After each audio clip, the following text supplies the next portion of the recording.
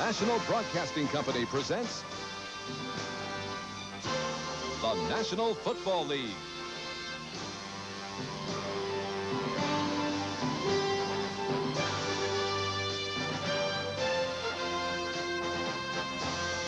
Today, from the Los Angeles Coliseum, it's the Denver Broncos versus the Los Angeles Raiders.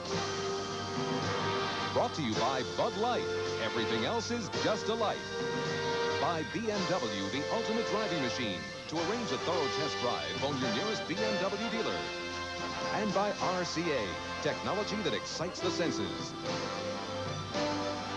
This is one of the truly great sights in sports, a sellout crowd at the Los Angeles Memorial Coliseum, more than 92,000, and the standings in the West showing the importance of this game between the Denver Broncos and the Los Angeles Raiders.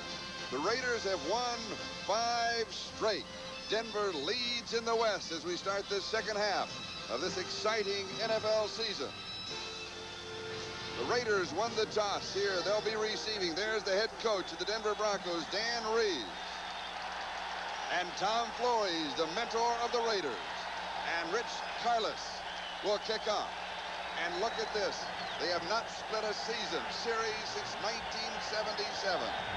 And that is when, 1978, the teams went to a 16-game schedule. Fielded at the 4-yard line by Fulton Walker. Walker to the 15, out to the 20, and down at the 21-yard line. So Los Angeles will go to work from their own 21-yard line, first down. Marc Wilson is the quarterback. Marcus Allen is alive and well, joining Frank Hawkins as a running back. Barksdale, along with Doki Williams, and of course the tight end is Todd Christensen. That offensive line for the Raiders: Davis, Hanna, Mosbar, Marvin, and Henry Lawrence. This is Charlie Jones along with Merlin Olsen in the Coliseum.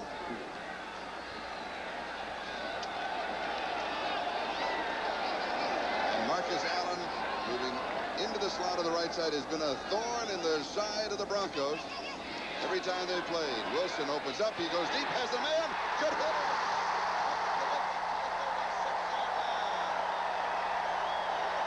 Doki Williams. I believe it's Ron Barksdale. It's Ron Barksdale, 43 yards. Charlie, they put Barksdale in purposely to try and stretch a defense, and he's been decoyed several times in the early parts of games. Not a decoy here, as Marc Wilson airs it out, throws it as far as he can. That's Dennis Smith, the strong safety, who finally ran him down. But boy, what an explosive way to start a ball game. And Barksdale at Arizona track star had a 10-2, best time 100 meters, and that converts to the fact that he can fly. And here's Marcus. Fumbles, scramble for the ball at the 32-yard line. And there's still some pushing and shoving and some grabbing at the bottom of the stack. They're still unstacking it. If that is a turnover for Denver, it would be the first takeaway. It is. The first takeaway. They did not take the ball away against the Jets. They went all through the game against Seattle last week without taking the football away.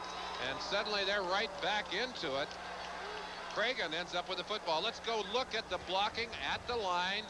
Christensen and Lawrence, 46 and 70. And here comes Marcus Allen. Looks like he just turned it loose when he was trying to get across there. Oh, I believe it was Steve Foley that reached in, number 43, reached in and ripped at that football, which is something the Broncos do very well. Shook it loose, and of course the Broncos have it. Denver at their own 32-yard line, first down, no score, ball game just underway. Cragen with the turnover, and Elway goes to work for Denver. On the reverse, there's Johnson. Johnson goes out at the 34-yard line. Rod Martin was chasing, a pickup of 2. Second down and 8. Elway with Sammy Winder and Gerald Wilhite. Johnson, Watson, Clarence Kay, the tight end, a great blocker, coming on as a receiver. Offensive line. The big change is at left guard, and Winford Hood is starting there for Keith Bishop. Hood had a fine game in relief last week against the Seattle Seahawks. Second and 2 at the 34-yard line. Excuse me, 2nd and 8 after a gain of 2. And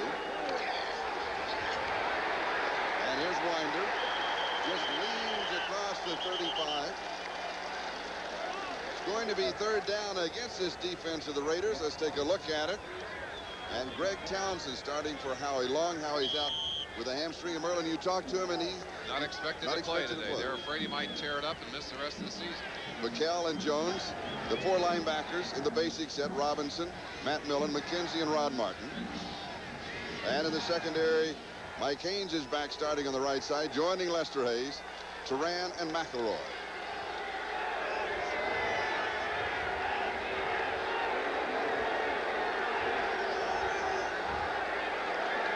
Third down, Elway with time throws incomplete. He was going to Steve Watson.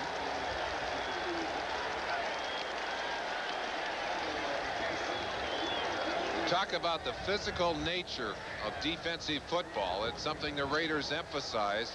They'll get a shot right here as Watson reaches for that football. Number 28, Van McElroy, reaches with a helmet for Steve Watson. Watson, I am amazed that those receivers will continue to come to the inside and stretch out for that football. Watch out here, Charlie. Norman had one blocked, although it was called back for a penalty last week. You got to believe the Raiders are going to come after him to let him know they're not afraid to rush him either. Chris Norman kicking to Fulton Walker. Whoa. He barely gets it away. And it will go outside of the Los Angeles 35-yard line. They got what they wanted, the bad kick out of Norman, who knew that if he didn't punch it out of there quick, it was going to be blocked. Let's take a quick look at that rush. Watch them now as they are coming with a gangbusters kind of rush. That's Townsend, 93, and Lyndon King, 52, the men closest to him. He barely got that football away. 26 yards on the punt, and of course, no return, but the Raiders will have excellent field position. Charlie, the temperature could be a real factor today. When the Broncos left home yesterday, it was 28 degrees and snowing. Turn those numbers around here, it's 82 and even hotter than that on the floor of the Coliseum. And we would like to welcome those of you who have been watching the Houston-Miami game, with Miami winning that game by a score of 28-7. Here we have no score between Denver and the Raiders as Marcus Allen carries from the Los Angeles 38 to the 40. So he picks up 2. It'll be 2nd down and 8. Marcus with a fumble on the first drive of the Los Angeles Raiders. Defensively, it is Jones, Cragen, and Townsend for the Denver Broncos, with Ryan, Mecklenburg, Hundley, and Jackson, the linebackers. And in the secondary, Wright, Harden, Smith, and Foley. We're going to mark it at the 39-yard line, so it is 2nd down and 9. The Raiders opened up with a deep pass to Barksdale over 43 yards. And they come back stretching the defense, this time to the tight end, Todd Christensen. Dennis Smith makes the tackle. 16 yards to the Denver 45. When you can start with a deep pass, as the Raiders did by sending Barksdale deep, you begin to stretch a defense. You force them to move back and give you some room. And no one, in my estimation, there's not a better tight end in the league at finding a way to get open than Todd Christensen. He knows how to use his body and work you, and of course has an excellent pair of hands to go with it. 1st and 10 of the Broncos 45, no score. And here's Marcus. A couple of yards to the 43. It'll be 2nd down and 8. Greg Cragen, the nose tackle, is the man who makes the stop. Coming into this game, the Raiders tied with Kansas City and Seattle with records of 5-3 starting the second half. Denver, of course, leading the West 7-1. The Raiders cannot afford to lose this game. They cannot afford to drop another game behind the Broncos.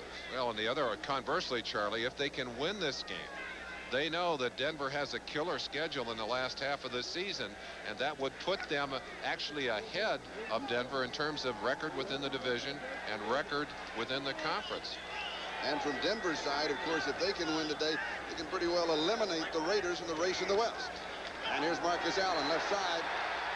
A little stutter step around the corner, leads forward to the 38. He'll have about 5. It's going to be 3rd down and 3. I think I said that they would be ahead. They would be equal in the division in the conference. All right, let's check the games in progress. And these are the early games. The Giants up 3 on Dallas in the fourth quarter. New England leading, and Cincinnati leading Detroit. That was tied just a moment ago at 17 apiece. Cleveland out in front of the Colts. Houston losing to Miami, and New Orleans upset San Francisco. Pittsburgh defeating Green Bay as expected in a pair of fourth quarter scores, with Tampa Bay in front of Buffalo and St. Louis edging Philadelphia in the fourth quarter. Here we have no score. Denver and the Raiders. Marc Wilson back to throw with pressure, and it is intercepted. Second turnover. Mike Martin has the interception, and the defense of the Broncos comes through again.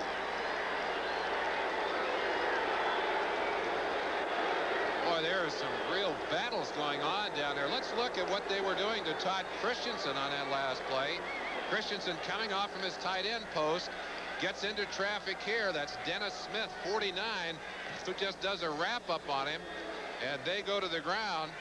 He may have been the intended receiver for that pass, but quickly the Broncos have done something they've not been able to do in the last 2 weeks, and that is take the football away from their opponents. And 23 yards on the return by Mike Harden to the 48-yard line. Bronco territory. We're back live, and here is Gerald Wilhite. The ball is loose. The Raiders have it back. Stacy Turan recovers a fumble. Looks like nobody can hang on to that football today. An indication, perhaps, Charlie, of the emotional level of these two teams. And sometimes when you're really tight, when you're trying to do too much, that's when that ball squirts loose. That ball just bouncing out of there. Couldn't see exactly what happened to it, but you'd expect with that many Raiders in there that someone had a hat or an arm or a shoulder on that football. And we believe it was Greg Townsend who caused the fumble. And Stacy Turan, of course, is the man who did recover it. Raiders have the ball at their own 46-yard line. First down, still no score between Denver and Los Angeles.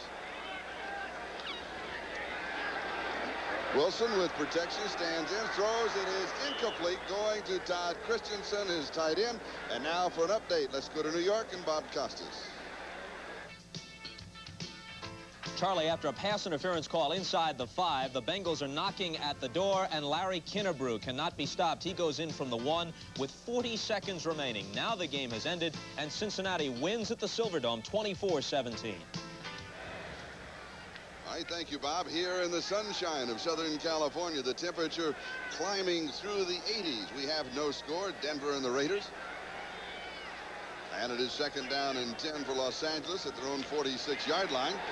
And Marcus Allen runs into Simon Fletcher, who was standing there waiting for him, and wrapped him up. Trying to cut back against the grain. The Denver Broncos under Joe Collier will use as many as 50 different looks in a ball game, and they try and confuse you on that line of scrimmage in particular by moving their people around and jumping them around. When you were talking to Karl Mecklenburg, he said to you, I don't know why I'm always there, but I seem to be there. But there's a reason, isn't there? There is. That part of the reason is that man right there, Joe Collier. He and his staff design setups that keep Mecklenburg from being in a position where he's easily blocked. Third down and 11. Just kind of dumped it forward to Hawkins, and he'll be close to the first down. He will have the first down. Randy Robbins finally makes the tackle. He scrambled for a total of 14 yards on the play to the Denver 41, and that's converting on a 3rd and 11. Dan Reeves saying, hey, we're the team that's supposed to have the scrambling quarterback. Marc Wilson did an excellent job getting away from the pressure, and then knowing that he could not make that first down running, watch him as he'll just flip a little forward pass here to Hawkins. Right there, just a little straight pass, not much on it. And Frank Hawkins knows how to get away from people, breaks a tackle right there to pick up the first down. Line of scrimmage at Denver 41, still no score. We're in the opening quarter. Here's Marcus Allen. And the Bronco defense is there, this time led by Jim Ryan. Marcus Allen is still having problems with that ankle, Charlie.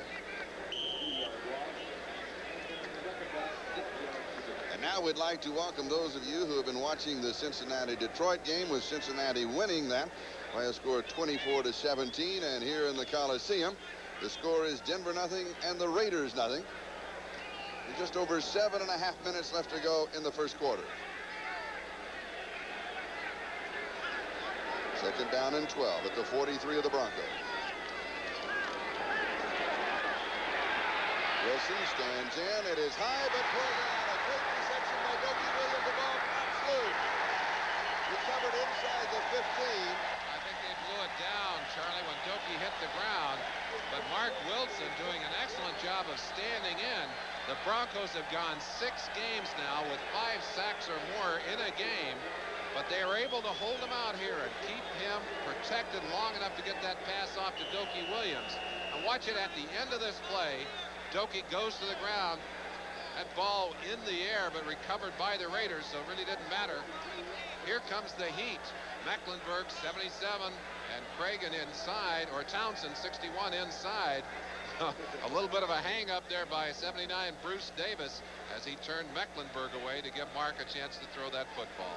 And a gain of 23 yards to the Denver 20-yard line, where the Raiders have a first down. And we have a temporary officials timeout, and that means we have this opportunity to welcome those of you who have been watching the Cleveland-Indianapolis games. The Browns defeating the Colts by a score of 24-9. And here in the Coliseum, no score, 6:58 left to go first quarter. The Denver Broncos and the Los Angeles Raiders.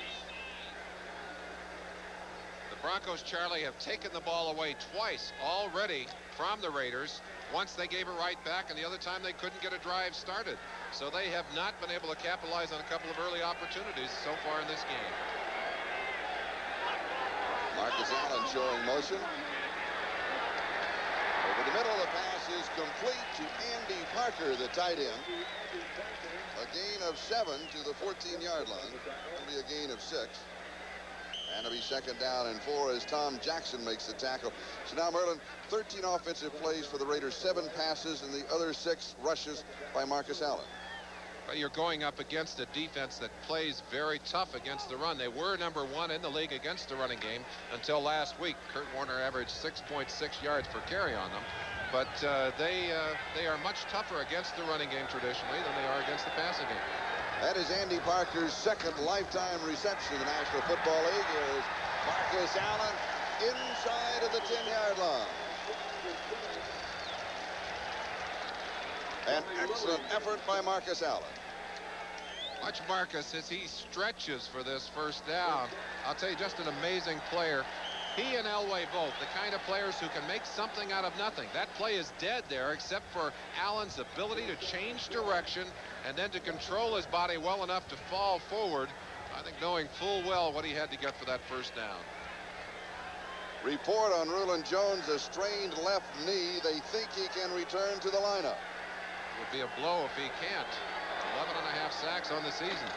And it's a first down at the 10-yard line. Marcus spins to the 9, maybe the 8-yard line. Townsend makes the stop for the Broncos along with Mecklenburg. One of the things that Denver does defensively is to roll a lot of people in and out of the game. In fact, they really have 20 people. You see 3 coming on, 4 players coming on now. Joe Collier really has 20 people that he considers to be starters in that defense. I don't think anyone will use more people. You see him jogging. He's not exercising, folks. He's sending in a signal from the sidelines. That's the defense he wants. And you know, Linus in his security blanket. Well, I think the playbook of Joe Collier is his security blanket that he always carries with him. At the 9, second down is goal to go. Allen to the left side. And he gets just about to the 7-yard line where it's going to be third down and goal to go. Ken Woodard makes the tackle. Anytime Marcus Allen starts to the outside, you've got to be concerned about him. But very good quickness on the part of the Bronco defense. They're very quick inside and at linebacker. They were out there to meet him. One of the most important third down situations early in this ball game, because if the Bronco defense can turn them away, then the Raiders have to settle for the field goal. Well, you'd love to have 7 points on the board right here, Charlie. This all started with Stacy Turan recovering the fumble. Here's pressure and the sack at the 20-yard line. Townsend got him. And that is the first sack for the Denver Broncos. He'll lose 13. Marc Wilson is not blessed with the kind of elusiveness that a John Elway has, although we saw him make an excellent move earlier. But he can't get away from Townsend here. Andre Townsend stripping him down from the backside. That's going to make a much longer field goal for Chris Barr. And it's windy here today. Not usually windy in the Coliseum, but the wind is puffing here today. From 38 yards away, Chris Barr, who has hit 12 of 14 this year. And he has it from 38 yards out. And the Raiders move in front of Denver by a score of 3-0 with 3:19 to go in the first quarter. And when you think of field goals in these two teams, let's go back to last year and overtime. 2.5 minutes into overtime. Third down situation, and Chris Barr looking to end it from 32 yards away. Here it is. It is all over.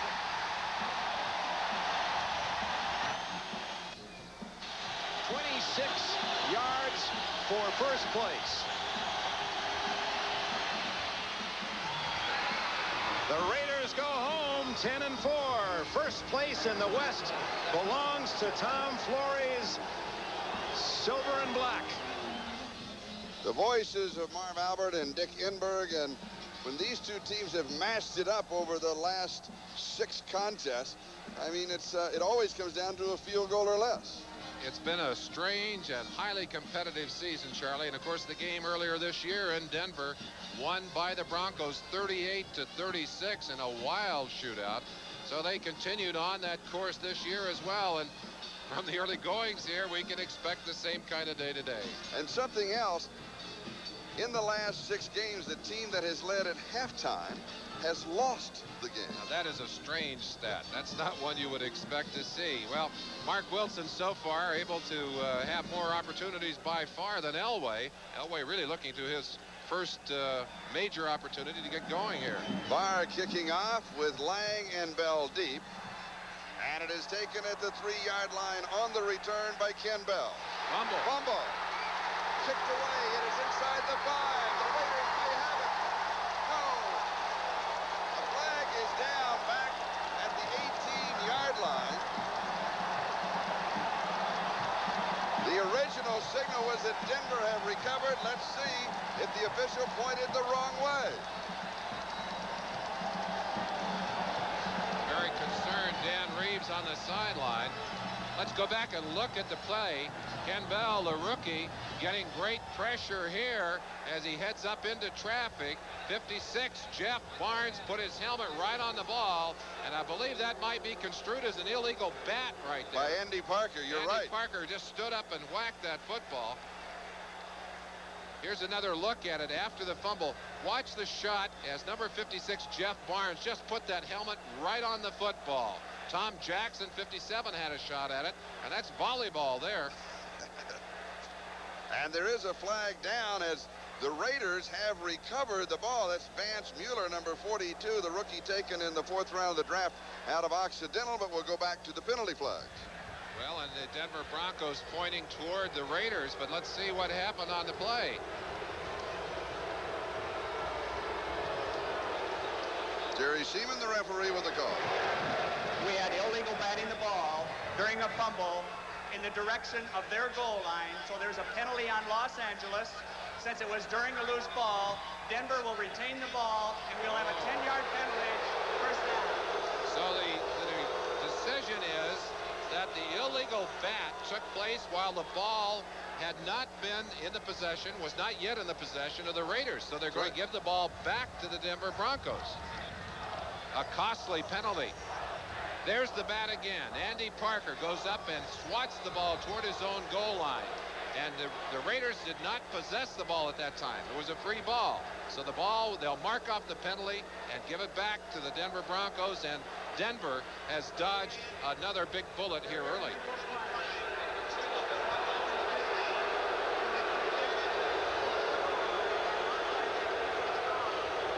Reminiscent, Charlie, of the kind of breaks that Denver got in their game against Seattle last week.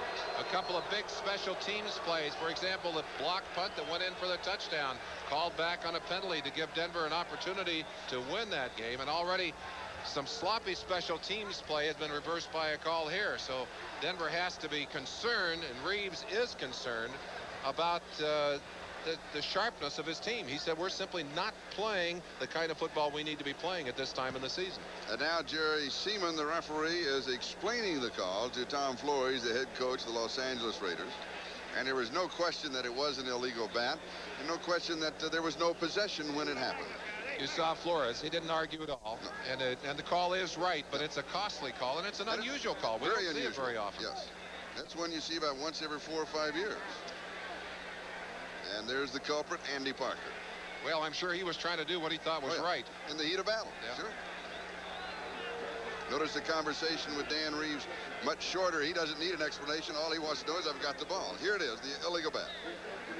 And there's no way to construe what he was doing. You can't say he was reaching for the ball. No. And so Denver has possession at their own 28-yard line. First down. Trailing 3-0. Just over 3 minutes to go, first quarter. The give is to the second back, Sammy Winder. Pickup of about 6. It'll be second down and 4 as Matt Millen makes the tackle. One thing the Denver Broncos are doing this year is running the football more effectively. And we'd like to welcome those of you who have been watching the Buffalo-Tampa Bay game. Buccaneers winning that 34-28. And here it is the Raiders in front of the Broncos 3-0.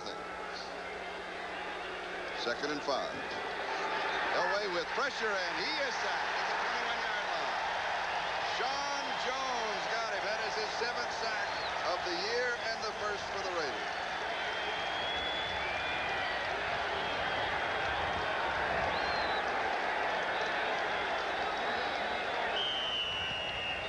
Let's check the scores. It's a final.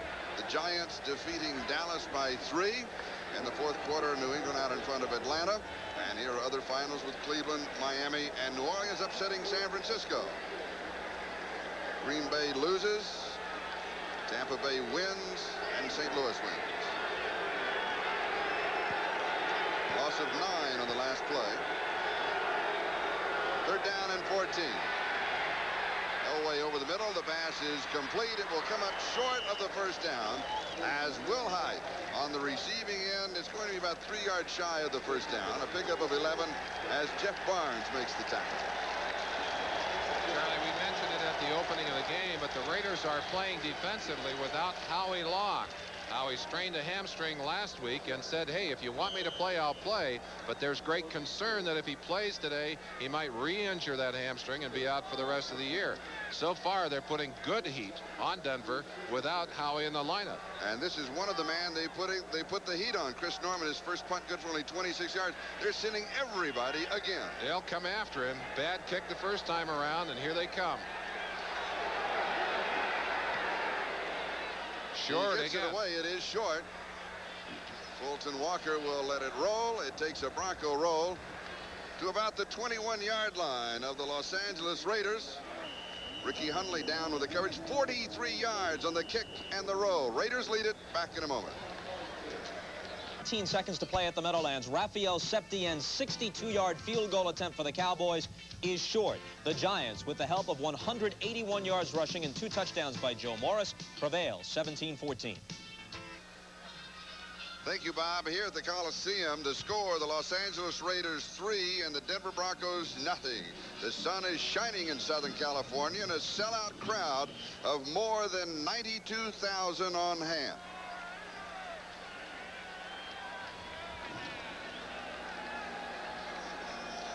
The ball at the 22-yard line. The Raiders in their own territory.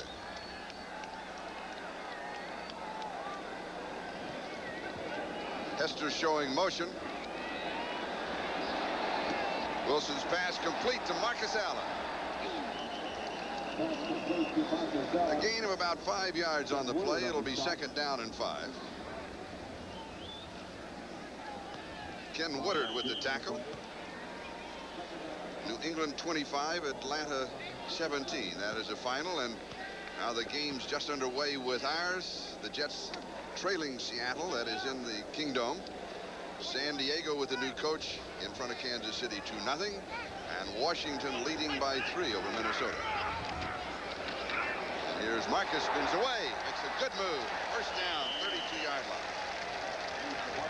Wasn't a lot of yardage there, and he got it all, Merle. Got as much as he could. And as you watch him walk back to the huddle, I asked him about his ankle, and he said, you know, why is it that my ankle hurts so much when I'm walking back to the huddle? He said, the minute I grab that football, there's no pain at all. I just said, well, that's one of the things that made you the athlete you are. We've got a timeout. That is the end of the first quarter, and the Raiders lead. This baby will blow. Raiders, since they've been in Los Angeles the last 5 years, is this a home field advantage for them today? Certainly an advantage to have this many people here and have them that noisy, but this stadium is open so that the noise is not right on you when you're on the field, and also you got a track so you don't feel that crowd like you do in a place like Denver. I think the Broncos at home have a much greater home field advantage than the Raiders at home, because they not only have a very noisy crowd and a noisy stadium, they also have weather and altitude working for them. And also a very knowledgeable crowd. They know when to be noisy. Los Angeles at their own 32-yard line, leading 3-0, courtesy of the 38-yard field goal by Chris Barr as we start the second quarter. The temperature in the 80s. Wilson to throw. He goes deep and overthrows his intended receiver, Jessie Hester. So it'll be second down and 10, the ball at the 32-yard line. And if you were with us at the beginning of the telecast, the Raiders did the same thing as we check out the statistics. That is, they went deep. They certainly did, and we have yet to really see much exposure for John Elway. He's only got 3 yards passing. It's really only a handful of plays. They've only been on the field 329 to 1131 for the Raiders, who've dominated the football. Really a lot of turnovers and a lot of missed opportunities for the Broncos. On the other hand, the Raiders have been able to get it themselves on the board, but only for 3 points. Second and 10 from the 32.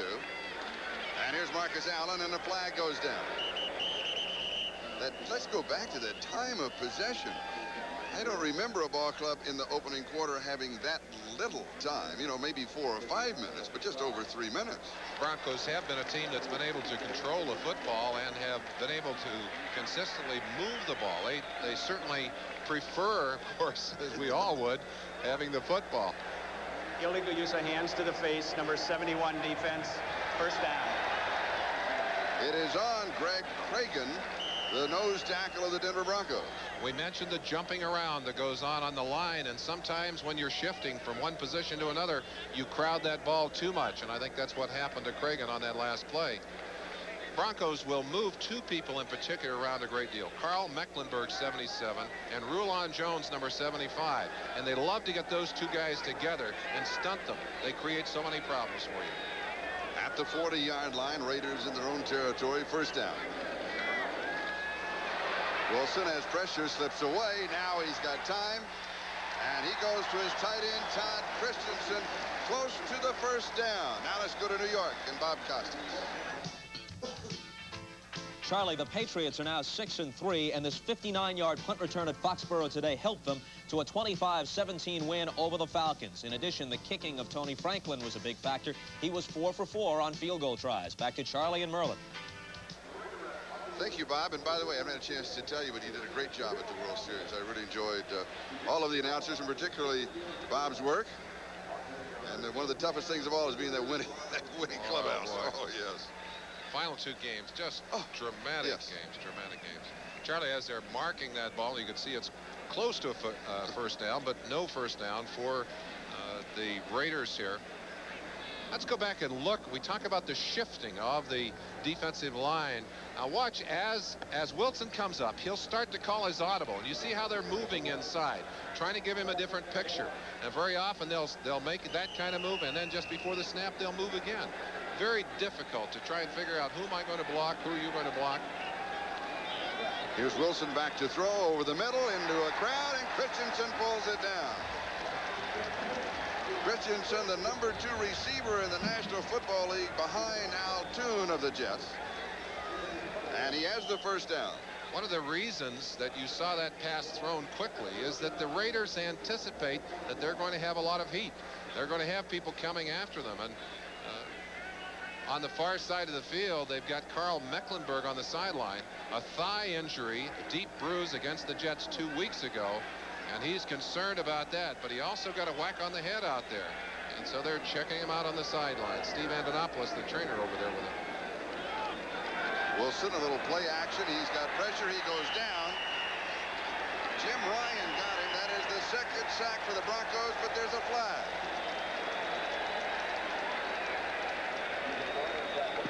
Cragen saying, what did I do? What did I do? I think maybe a late hit.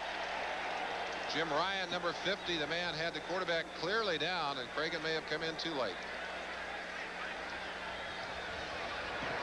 Face mask, 5-yard penalty only, number 71 defense. We must get back to the line of scrimmage. It'll still be first down. Take a peek and see if we can see it. Now you'll see from the right-hand side, number 50 breaking clean, and Denver does that so often. They have a way of getting people in there, and there you saw the reach right there. Cragen reaching and knowing that he'd done it. He's, why did I do that? He was going to the ground. But they do get the sack. For the statistics, that is their second. A loss of 5 and the 5-yard penalty brings it back to the 41, where it is 1st and 10. And here's Marcus Allen. He slips as he makes his turn, still scrambles to the 36. That's 5. It'll be 2nd and 5, where Steve Wilson makes the tackle. And a quick reminder to our viewers that we'll be selecting the Budweiser most valuable player for today's game at the conclusion of the game.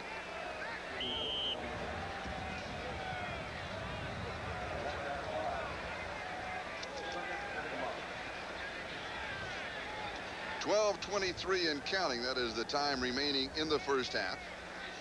The Raiders leading Denver by a score of 3-0. And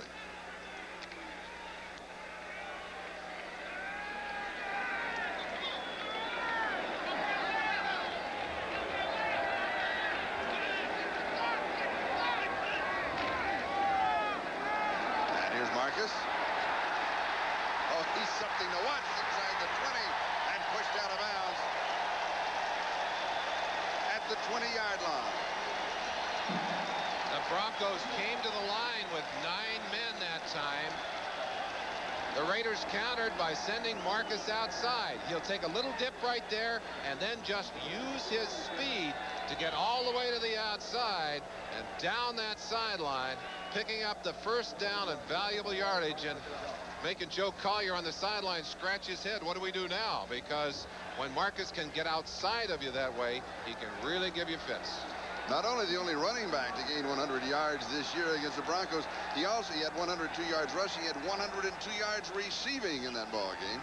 Just inside the 20. Napoleon McCallan comes in as Marcus takes a breather. And we'll check the games in progress in the National Football League.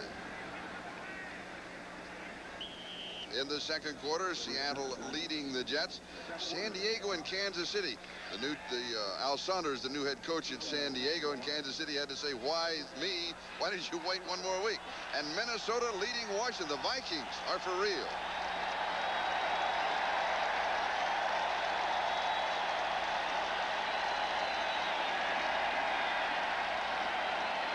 Second and 7.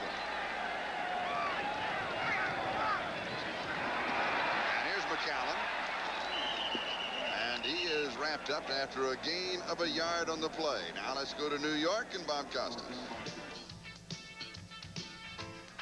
Charlie, the new Seattle quarterback is Gail Gilbert in relief of David Craig. And look at this. Against the rush, he lofts one to Darrell Turner, who makes the catch over Johnny Lynn for 27 yards. Now, just seconds ago, Ken O'Brien throws a 50-yarder to Al Toon, and the Jets reclaim the lead at 10-7. So they've got a good one going there. Certainly do. And Charlie, when I was playing, we used to keep track of the quarterbacks that we put on the bench. And the Broncos can lay claim to having put Dave Craig on the bench last week. Fourth quarter, he was a minus 21 in passing when he finally left the game.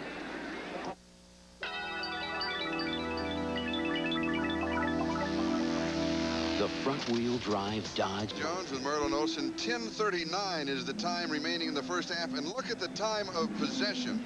Thus far in the ballgame, the Broncos have had the ball only 3 minutes and 29 seconds. Well, that's the best way to take care of any offense. You don't let them have a chance to get on the football field. And, of course, they have been assisted in that by one Denver turnover. But the Raiders have turned it over twice to them, and the Broncos just unable to take advantage of their opportunities so far in this game. 3rd down and 5. 11th play of this drive. The ball at the 14-yard line.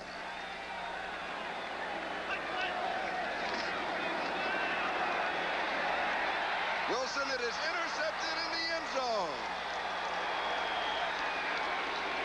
Dennis Smith with the interception in the end zone. And that is the 3rd turnover. We've got a timeout. The Broncos have got the ball at the 20-yard line. Defense saves them again. Receiving, the number 2 receiver is in this game, Todd Christensen. Let's go back to the interception, Merlin. Chance for you to look right into the face of the quarterback, Mark Wilson, who's not hurried at all. But Dennis Smith just sitting on that all the way. That ball thrown right to him. Sammy Winder with a gain of a couple of yards on the play. We talked a lot about defense so far in this game. Bob Zeman on the right calls defensive signals for the Raiders, and on the left, Joe Collier. An interesting relationship. Zeman played for the Broncos going back to 62 and 63 and coached under Collier 78 to 82. Said the thing he learned most from Joe Collier was meticulousness, that preparation cycle, not leaving anything to chance. He said it was a valuable part of his education as a coach. 2nd down and 8. Denver with the ball. They have run only 8 plays thus far in the ball game, with just under 9 minutes to go in the first half. Sweep left side. Here is Sewell, and he is out of bounds. He goes out at the 25, so it's going to be 3rd down and 5 as Rod Martin was chasing him. Rod Martin, by the way, playing with a cast on that right hand, the middle finger of his right hand. Dislocated that finger in the game last week against Houston. In fact, the bone popped right through the skin. You can see what he's got going in there. And, of course, Denver wanting to test him early to see if he could use that hand to grasp and push off. 3rd down and 5. Sewell showing motion. Elway with pressure. He gets it off to Wilhite. And Wilhite will come up short just a couple of yards to the 27. It's going to be 4th down and 3 as Greg Townsend makes the tackle. Wilhite actually fell down just before that pass, a little screen pass from Elway, and the Broncos offense continues to be ineffective so far in this game. And Elway has not shown us any of the flash and sizzle. Big smile there, but I don't think he has that much to smile about right now, as the Raider defense really having their way so far with the Broncos. And it was Stacy Turan who was applying the pressure, and now they'll apply the pressure to Chris Norman. 2 punts, averaging just 34.5 yards. Fulton Walker is the return man. The Raiders are sending 10 after the kicker. It's getting a little bit better. Oh, that's a low kick, though. That's a return ball, Charlie. 12 yards on the return, and a flag comes flying. 41 yards on the kick. Clarence Kay was down for the Denver Broncos. We'll sort out the flag. According to the applause of Stacy Turan, it'll be against Denver. Thus far in the ballgame, John Elway has completed only 2 of 3 passes. Face mask called against the Broncos. The aerial attack of Denver, 14 yards thus far. Face mask, 5-yard penalty only. 1st down. It was during the... The Raiders will have the ball. Go ahead. An inadvertent face mask. That's the short penalty. We'll be back. The Florida of things can happen. This is John Elway as a receiver. 23 yards on the touchdown pass from Steve Sewell. That was the last time these 2 teams met 2 years ago against the Chicago Bears, where Marcus Allen had this. Very fine pass and a big play in that game. Those are the kind of tricks that you try and do to keep a defense going. Denver's hoping they can pull some tricks out of their sock today. They need to get some first downs. That's the first trick they need. And here's Frank Hawkins with a couple of yards to the 50-yard line. Another mark at the 49. And it's going to be second down. Look at the first downs. 9-0. No offense for Denver at all. Broncos really dead cold here. They started the game against the Jets that way, and in an earlier game against the New England Patriots also had a horrible first half. Dan Reeves looking over his checklist. He has plays on there by down and distance and situation. Not many winners so far on that list today. Mecklenburg back in on defense for Denver, and here is Wilson to throw, and he opens this one up and overthrow. Jessie Hester is intended receiver. It'll be third down and 9. Mike Harden had the coverage. Let's check the games in progress. The Jets continue to lead Seattle by 3. San Diego shutting out Kansas City, and Minnesota ahead of Washington by 4. We talked about number 77, Karl Mecklenburg, and putting him in a position where he can go one-on-one on a back. Frank Hawkins, number 27, doing an excellent job, and that's the matchup that Denver wants. They don't think there's a back around who can block Karl Mecklenburg. Third down and 9. Doki Williams in motion. Oh, incomplete to Todd Christensen. It'll be fourth down and 9 at the 49. Not a good pass from Marc Wilson. He has time to throw the football, although he will be pressured right at the end by number 77 Mecklenburg. You see the stunt between he and number 75 Rulon Jones, and I think right at the end there Marc Wilson felt him coming, and Wilson, you saw him take that shot to the leg, threw that ball high in reaction to the pressure, and he's limping as he heads for the sideline. And Ray Guy with his first punt.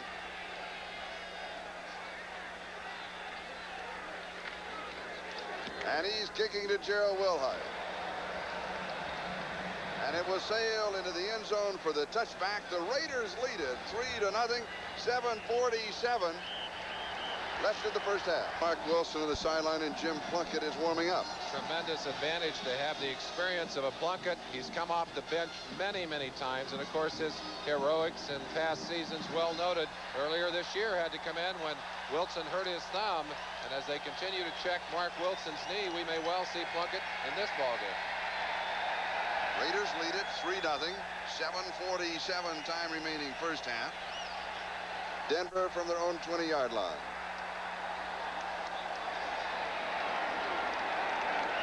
Sammy Winder picks up 6 to the 26. Second down and 4. Let's go to New York and Bob Costas. Charlie, the last time we checked with you, Ken O'Brien had just thrown a 50-yarder to Al Toon. Very next possession off a play-action fake. Up top, 83 to a wide-open Wesley Walker. He outsprints the 2 defenders to the end zone. It's 17-7 Jets. Thank you, Bob. So the other 2 teams behind the Raiders that are chasing Denver right now are trailing in their game. Total offense for the Broncos, 29 yards. That's the bad news. The good news is they trail only by 3. And here's Sammy Winder. First down at the 32-yard line. That is the first down in the ballgame for the Denver Broncos, and it comes with 6:54 left in the second quarter. Broncos using a little trickery to make that play work. A good job of faking by Elway, who went back to make it look like a pass while Winder was chewing up some yardage. But so far, Denver's offense not able to get anything going. Let's see if Elway can change matters here as he finally gets a first down.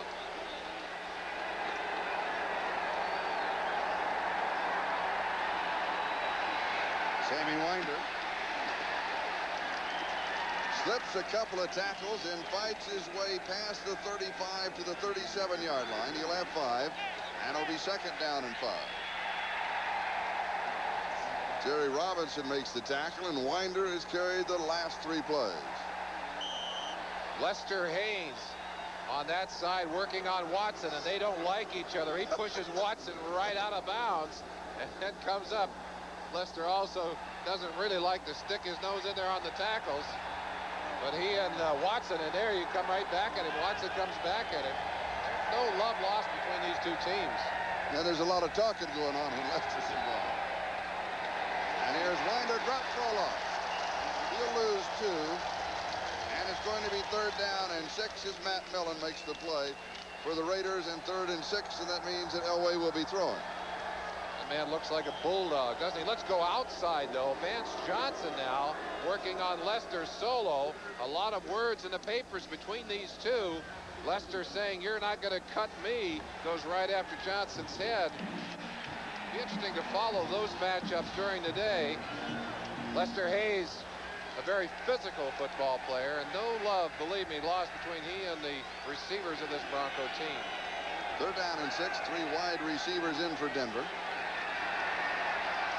And Elway goes deep, and it is caught to the 11-yard line. Marc Jackson, the rookie from Purdue. Well, maybe Lester is concentrating so much on the physical game that he neglected his responsibility of coverage. 53 yards on this play to the speedster, Marc Jackson. And watch him as he just gets a break on him. Lester didn't get the bump in the 5-yard zone and then goes up and mistimes the jump. Marc Jackson comes down with the football, and Van McElroy, 26, finally makes the tackle. Lester's saying, "Hey, no, Lester, you're not going to get away with that one. You're not going to sell that one to the official." The one play that the Broncos needed to get back into this ballgame, because time of possession really doesn't count unless you put some points on the board. The only thing that matters is the score at the end of the day. Broncos have a chance to go ahead with a big play here. Here's Winder. Sammy strays to the 5-yard line. He has 6. It'll be 2nd down and 4. Reggie McKenzie stops him at the 5. And the game's in progress. The Jets leading Seattle by 10. San Diego, look at that. Now it is 16-0. And Minnesota still leads Washington by 4.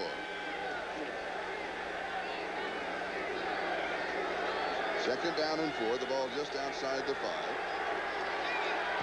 Charlie Elway is such a dangerous runner down inside. Loves that little draw play, quarterback draw down in this area. Here's Winder again to the 3. So it's going to be 3rd down and a couple. Van McElroy leading the Raiders defense. There's a man on the sideline they'd love to have on the field. Howie Long, hamstring injury, being a bit of a cheerleader right now, trying to get that black-shirted Raider defense to stiffen up. 3rd and 1 down there. Their backs are to the end zone.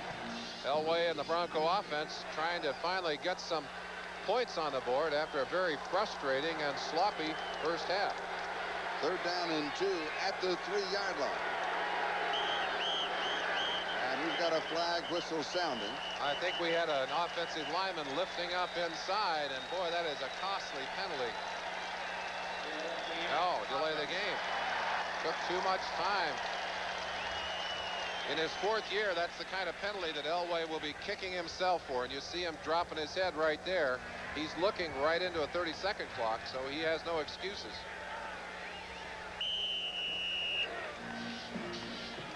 Raiders will come with pass defense substitutions. They too use a lot of players on the field, a lot of specialists. Jeff Barnes in, Sammy Seal in. Seal, by the way, playing a great deal for Mike Keynes, cornerback still with an ankle problem, and he is not on the field right now. 3rd down, 7. The ball at the 8-yard line. Blitz. And here is Sewell on the inside handoff, and he scores.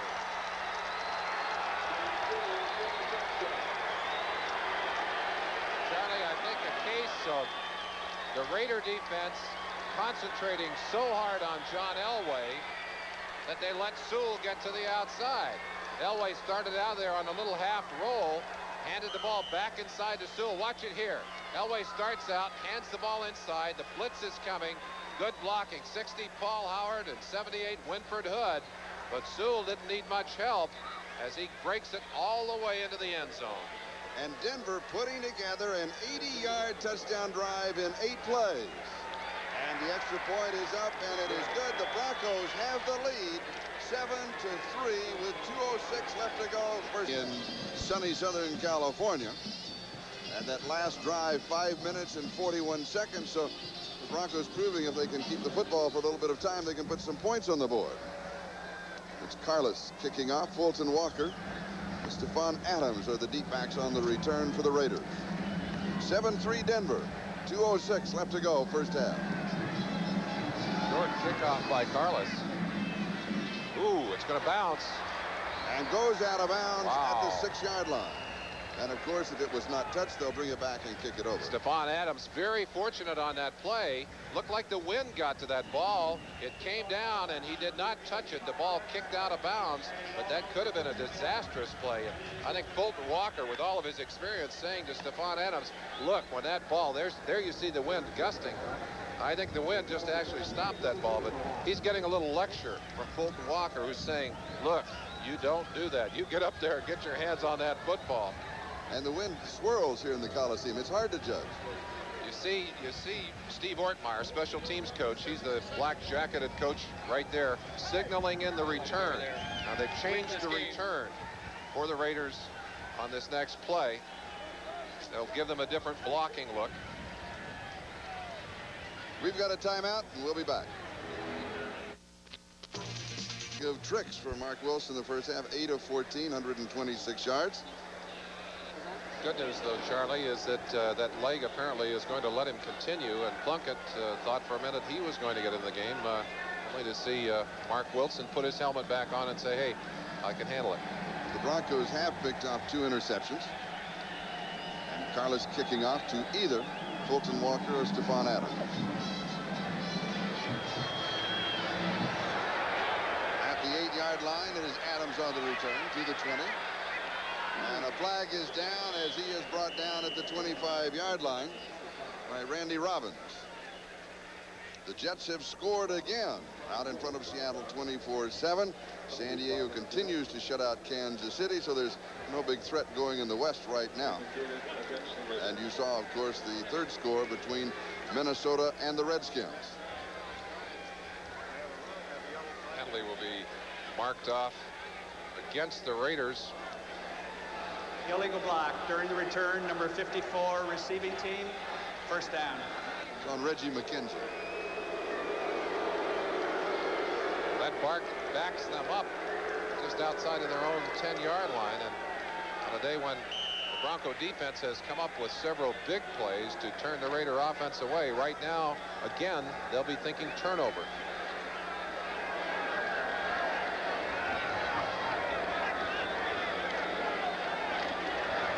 Here's Marcus Allen. He gets back to the line of scrimmage, and that is it as Ricky Hundley makes the tackle. It'll be second down and 10. A chance to watch Ricky Hundley in the middle of that defense for the Broncos. Their leading tackler is the man that right here. Now watch Hundley as he's taking his read, looking back into the movement of the lineups, and then he'll break out of there to make the tackle. We've got a timeout as he makes the tackle. We'll be back. Flag is down. The pass is complete to Doki Williams at the 36-yard line, but there's a marker back at the 17, 25 yards if it stands. What a great catch by Doki Williams. Stretched out to maximum as he just dove for that football.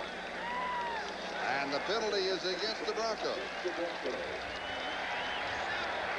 That ball overthrown, but Doki says, no way, I'm going to go get it. And watch the way he has to fight to contain that football before he finally rolls out of bounds. The ball at the 36-yard line, first down.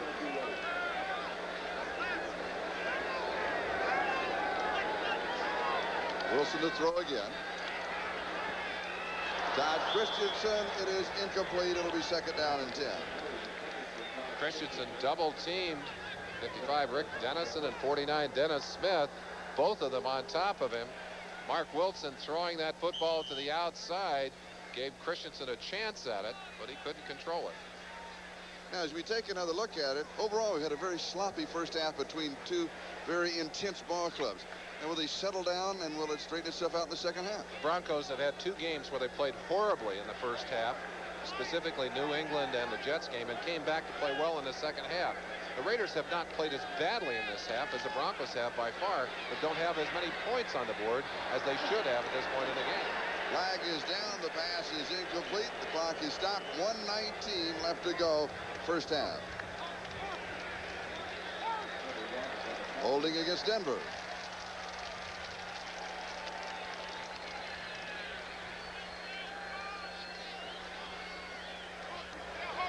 Holding, number 49, defense, first down. Dennis Smith on Todd Christensen, number 46. Watch him here. Todd comes off the line and spins to get away, and Dennis just grabs a hold and hooks right there on the inside. Knew that he couldn't let him go. Trying to use that, trying to stay close enough so the official wouldn't call it, but they ticketed him for it. First down at the 41. Good protection. Drops this one up. Juggled by Marcus. And still manages to salvage 6 or 7 yards. Boy, amazing. Not the kind of catch you recommend. A few words right there for Ken Woodard, Marcus, but he still got the yardage. And we'll be back. I present the Los Angeles, and what, about 10 degrees warmer on the... I think at least 10 degrees here? warmer. It's a dry heat. It's not humid today, but that heat still could have an impact on these teams later on in the game, particularly in the fourth quarter. 2nd and 5 at the 46. Christensen to the 42-yard line of Denver.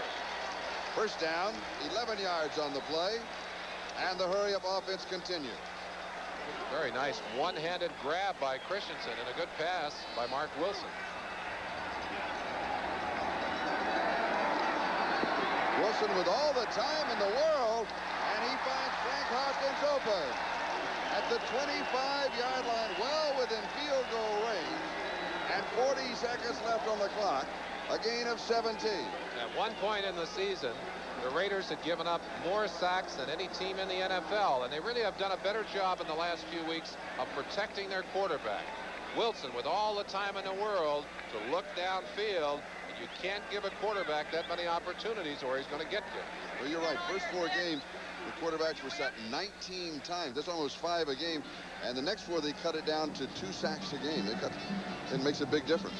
I think Dan Reeves is over there saying, hey, they can't hold us out without holding. Come on, call those penalties in there. 2 sacks so far in the game by the Broncos. The Raider defense has gotten to Elway 1 time so far in the game. He's telling those officials to open their eyes. He said, open your eyes in there and call the holding penalty. And you notice the timeouts remaining. The Raiders do not have a timeout saved for their field goal team. So they have cut down their options here. If they throw, they've got to throw wide to each side. They cannot afford to throw over the middle unless you're throwing into the end zone. Well, unless you take it all the way to the end zone. It'll be interesting to see.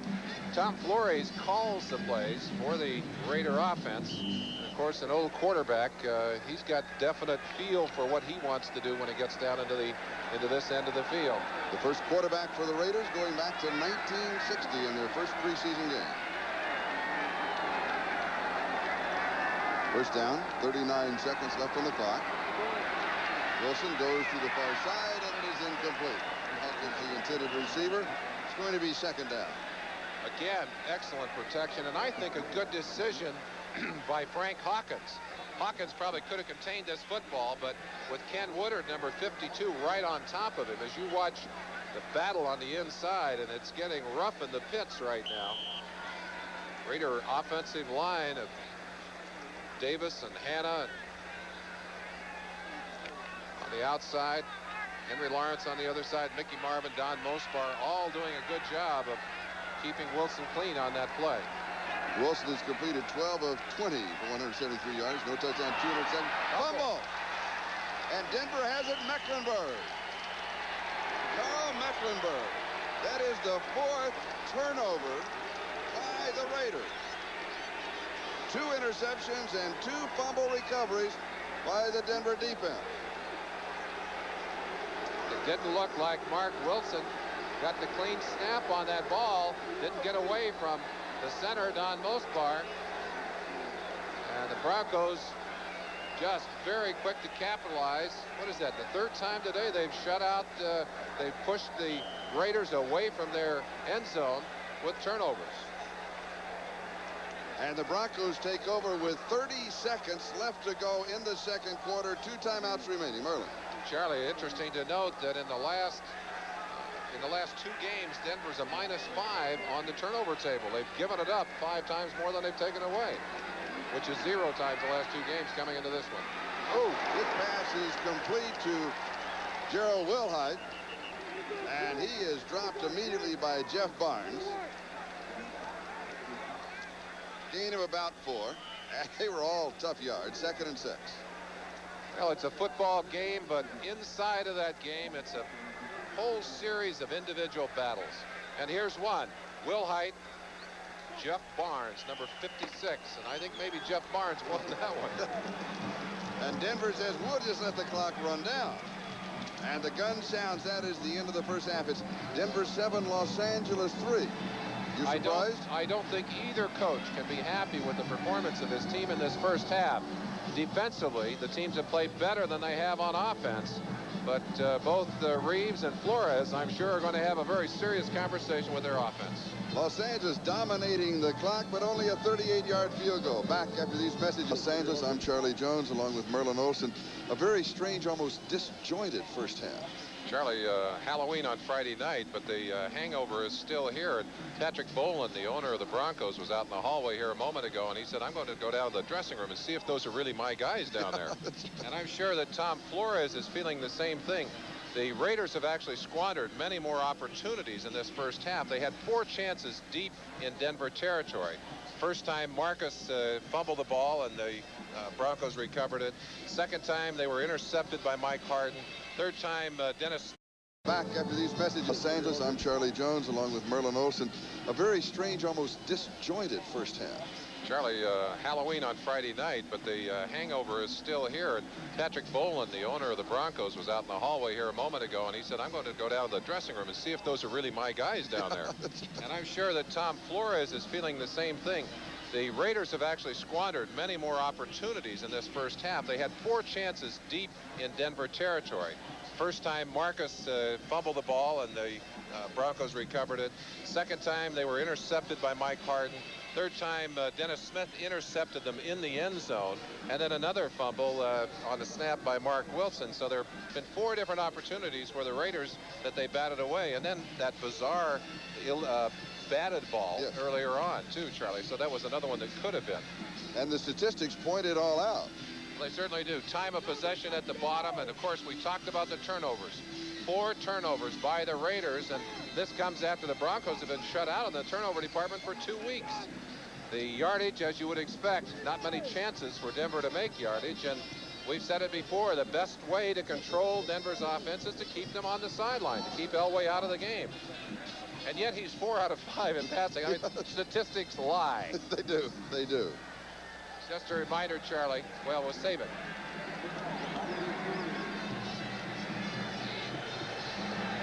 And the kickoff is, oh, did he go out? No.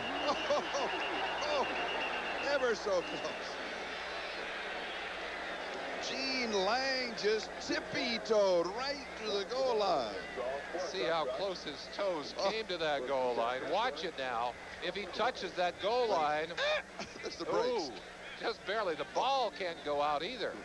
He can't go take it out. I guess really it's the ball that controls it. He can't put that ball out over the line, but it was dreadfully close. You go back to the plane of the goal line from the other side that we talked about so many times. All right, Denver from their own 20-yard line, first down, leading in the ball game 7-3. And that might be bad news. With play action fake, Elway throws. The pass is complete. Clarence Kay, the tight end. And the Broncos open up, moving to the 44-yard line. 24 yards on the play. Reggie McKenzie with the tackle. Charlie, you said it might be bad news for one reason. In the last 6 games, the team that led at halftime between the matchups between the Raiders and the Broncos has ended up losing the ball game. Well, they've got a lot of work cut out for them on the field, and at least Denver's offense starts out with a positive note. Good play. And that's the strangest statistic as we have in this ball game.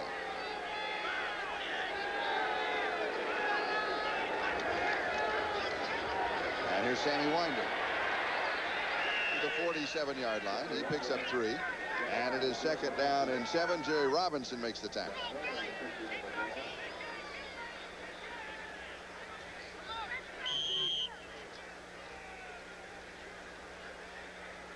Marcus Allen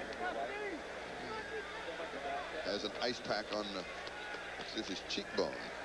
Well, he may just be cooling down there. We mentioned the heat. The temperature still right up around 83, 84 degrees. And hotter on the field. Inside handoff to Winder. 4 more yards to the Los Angeles 49. Giving you a chance to look in on the individual war taking place between Lester Hayes and, in this case, Vance Johnson. Watch the contact here. A little swat to the side of the head, and Johnson having to kind of restrain himself. Now, that'll get Lester a foul because you're not allowed to go to the man's head, and you're not allowed to contact the receiver 5 yards downfield. But he got away with it that time.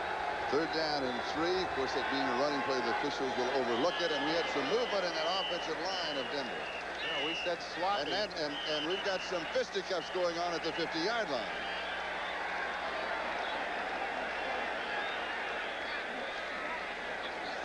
And now a little jawing going on. That's Greg Townsend of the Raiders. And I believe that was Orson Mobley, the rookie, that he was. There's the jump. Winford Hood, number 78. We mentioned that he's in there for Keith Bishop, who's out with a knee injury, and ticketed there. The verbal activities on the line of scrimmage, typical for these two teams. They talk a lot to each other. When you played, did you talk a lot? No, Charlie, I didn't talk. I figured that was one sure way to lose a lot of energy. I saved it for the play. Jets leading, San Diego still leading, and now Minnesota in front of Washington by 1 in that seesaw battle. 3rd down and 8 here. The Broncos out in front, 7-3. And we're 2.5 minutes into the 2nd half. And Elway goes deep, has a man, and the pass is complete to the 20-yard line. It is Vance Johnson. And now he goes out of bounds at the 22. Well, it's not going to help. They've got Ken Lanier for holding on Greg Townsend. It would have been 32 yards, but you're right.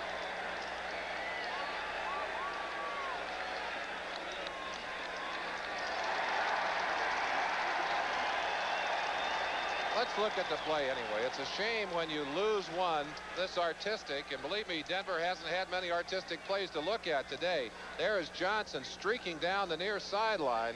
A good job. Stephon Adams, the man who tried to stay with him, he goes about 17 times around and finally out of bounds. But great concentration. That is so hard to whip back and catch the ball. Let's look at Lester Hayes now. You've seen Lester hammering a little bit. There he is in his back pedal, and then breaks out of the back pedal, staying with Mark Jackson, and then looking back to the ball. But he's a long ways away from the action. And the 10-yard penalty against Denver. It'll be 3rd down and 18. The Raiders, you notice, been penalized only twice for 20 yards. Since that melee in Kansas City, they have really cut their penalties down. Well, they certainly have. Question of whether they're playing more conservatively or what. Or what? Elway throwing back on the delayed screen to Wilhite. And he dives to the 45-yard line. He has 9, but it'll be 4th down and 9. And now the excitement of Chris Norman, who will come in to kick. A lot of pressure on this young man. A lot of pressure. And after all of the problems that Denver's had with their kicking game, Dan Reeves said, I think I've gotten a letter or a call from everybody who ever kicked in high school or college. He said, please, no more letters. I've had enough help and advice on this. And Keith Bishop is the snapper. Now, he's not playing because of that knee problem, but he is in for the long snap. And once again, the Raiders show as if they're going to put a 10-man rush on the punter. Well, they put heat on him every time he's kicked so far, and he has yet to really root one. Oh! Here they come, high snap, but he gets a pretty good kick away. And a fair catch is called for at the 23-yard line by Fulton Walker. So that time, Chris Norman, under pressure, certainly came through. Timeout. We'll be back. Along with Merlin Olsen and Keith Bishop, he was talking with the officials. Well, I don't think he was able to. He's had some problems snapping. I will talk about it when we get a chance here in a minute. Raiders first down from their own 23-yard line. Hester showing motion, and here's Marcus Allen. 28, maybe the 29-yard line. Charlie, 2 weeks ago against the Jets, Keith Bishop had his larynx smashed a little bit, actually split open, and they had to put a special pad on his neck to protect it. Actually, his shoulder pads jammed up into his throat. They also extended his face mask. Both of those things make it difficult when he drops his head to center to get that ball in there. That may be one of the reasons. On top of that, of course, he's playing with a bad knee. So that last snap could have been a disaster, saved by Chris Norman. 2nd and 4. Flag is down. Marcus Allen again. Now this time just a couple of yards, and he came up limping after that last play. Let's see if he comes up limping again. No, it's not that noticeable. It'll be holding against the Raiders and motion against the Raiders. Well, after all of the good conversation in the locker room, both teams have come back out to renew their performance. And if you look down on the field and consider the kind of play we've had from in particular, these two offensive teams today, and tell me that these are the teams that are leading in probably the toughest, or at least as tough a division as there is in the NFL, you got to say, come on, you're kidding me. Can you get too high, too emotionally up for this kind of a ball game? I think it's possible, Charlie. That may be one of the things that's happened. Number 32 offense, penalty declined. Holding number 73 offense. That penalty will be accepted. That's on Charlie Hanna. The penalty is accepted on the holding. So we go back to the 19. It's going to be 2nd down and 14. 10.5 minutes left to go in the 3rd quarter.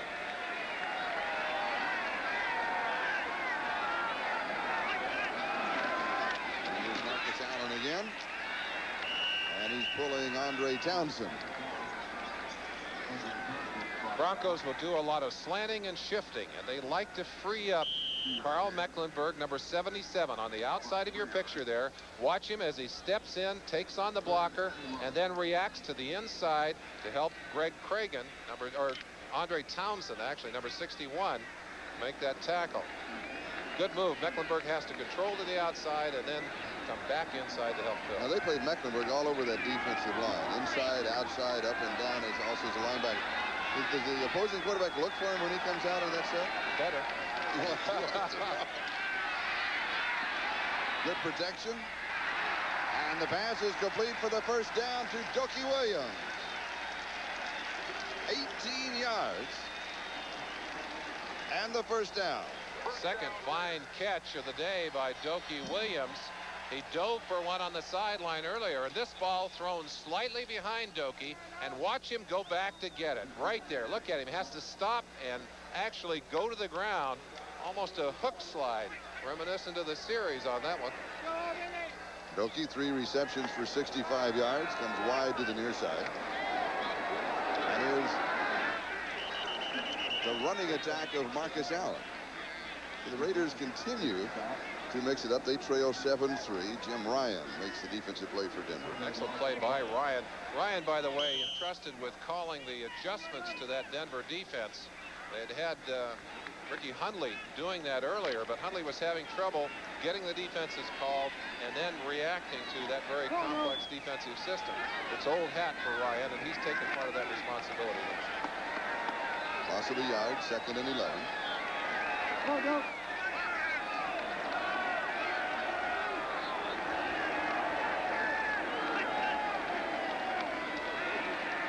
Wilson with pressure, and it will be incomplete. Doki Williams was the closest would-be receiver. Randy Robbins was applying the pressure. Blitz was on, and Wilson just flipped it away. Larry Keenan there on the sideline will listen to what Tom Flores wants in the way of a play, and then he'll signal it on in. Sam Bogosian, there's the signal going in.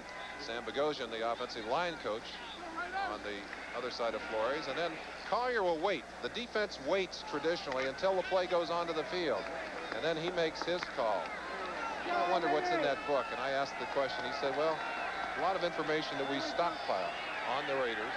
He'll have information that goes back 3 or 4 years in that book.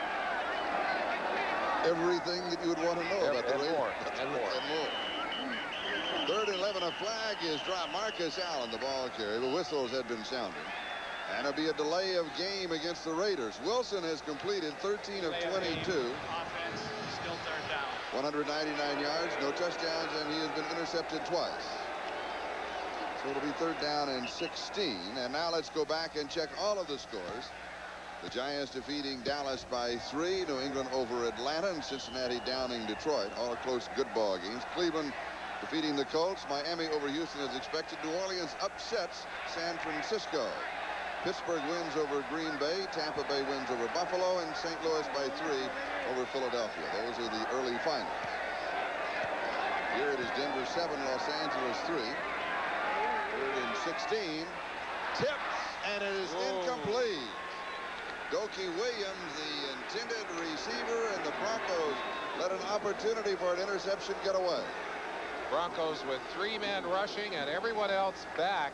Mark Wilson with time found Doki Williams and threaded the needle on that ball. I don't know whether it was touched there, but they're very lucky that Robbins ran into Louis Wright. Randy Robbins and Louis Wright collided, or that ball would have been intercepted.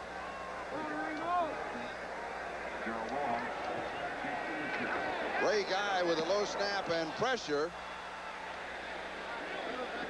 and takes a Raider roll, fielded by Wilhite, and he is dropped after just a few steps on his return. We've got a timeout, and we'll be back in a moment.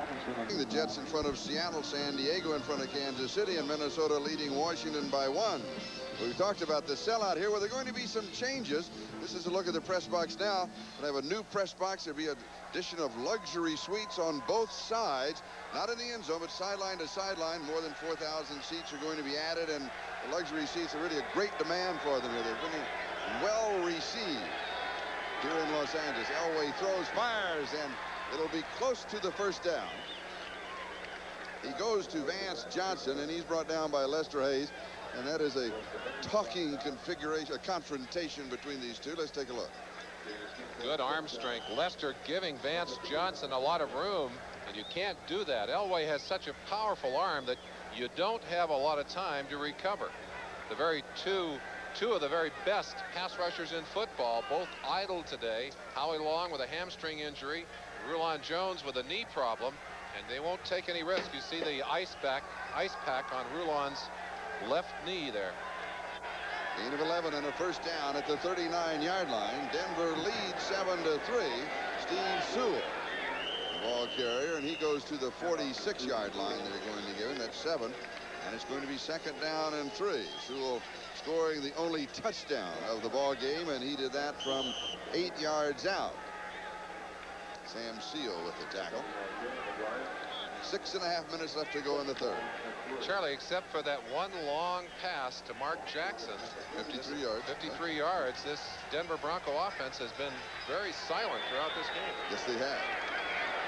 Here's the 1st down, but a flag is down. Winder pops it inside the 30 before McElroy can bring him down, but there's a marker back at the 44-yard line. 37 yards if.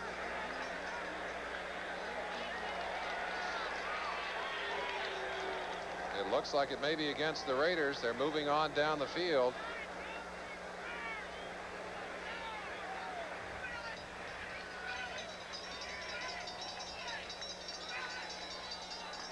Los Angeles offsides. Personal foul also against the Raiders. And so the play stands. It's the first major foul against Los Angeles, what, in 4 weeks, Charlie? In 4 games, you're right.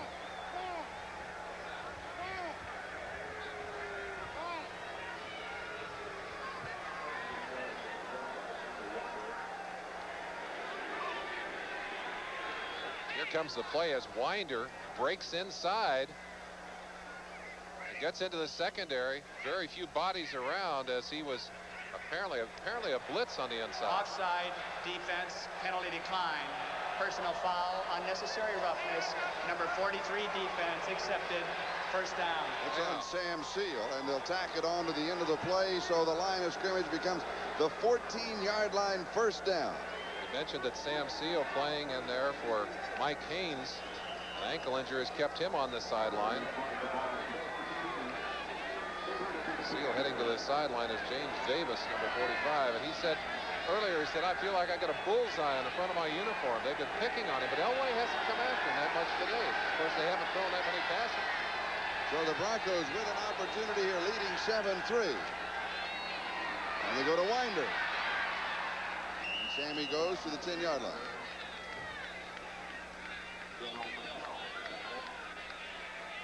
Reeves will use some substitution here. That's Gary Kubiak signaling in from the sideline. Let's see if we can see what Sammy Seal did to draw that foul. There's the cut block. Now that's the block that the Raiders have been so irritated about. They said, hey, you're going after our legs, and you saw the shot by Seal after Watson had gone after his legs. Kind of seemed like the thing to do. Well, the official didn't feel that way. He didn't agree. I'll tell you what bothered me to have him thrown at my legs too. Oh, yes, yes. But it's still a legal block. Winder. And Robinson with the tackle. Perhaps they ought to change the rule on that. Let's go to New York for an update. Charlie, Al Toon is having an incredible day. Better than 170 yards in receptions, 7 catches, 2 of them for touchdowns. Watch this catch in between Terry Taylor and Ken Easley. Ken O'Brien now has thrown for 3 touchdowns, 31-7 Jets. And so the Jets continue to run free in the Kingdom. Here Denver leading 7-3 and threatening to put 7 more on the board. They're down in 5. Sewell has it at the 6, and he goes out of bounds at the 3-yard line. And looks as if he'll pick up the first down. He needed 5, and he got 6, and so it's going to be first down and goal to go. This time they were going after Sewell.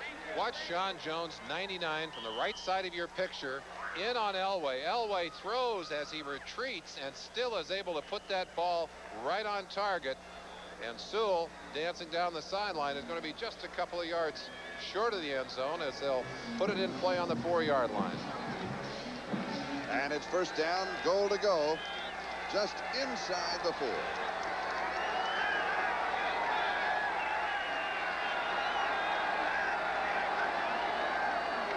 And here's Sammy Winder. He leans to the 3. It's going to be second down, goal to go. Mike Wise, the rookie, and Cal Davis, who was activated this week just a couple of days ago, was in on the defensive staff.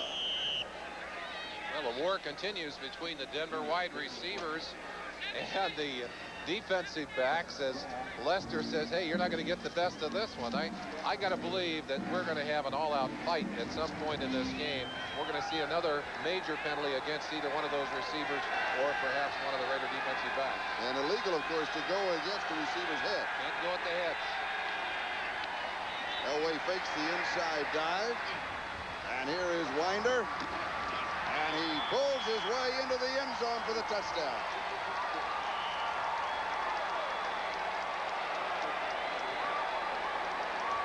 And a penalty on the field. Holding number 93 defense. Penalty decline. Unusual call.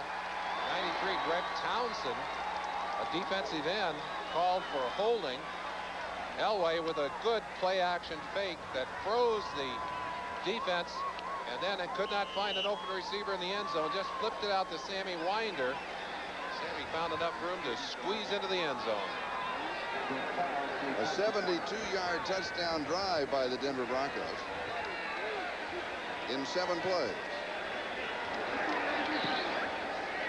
And the extra point is good, and Denver is now on top by a score of 14-3 with 3:31 left to go in this game. 2 games back of Denver.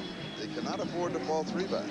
They certainly can, and I'm sure concerned there, not necessarily with the score because there's plenty of time left in this game, but with the performance in particular of the Raider offense, the fact that they have squandered so many scoring opportunities early in this game.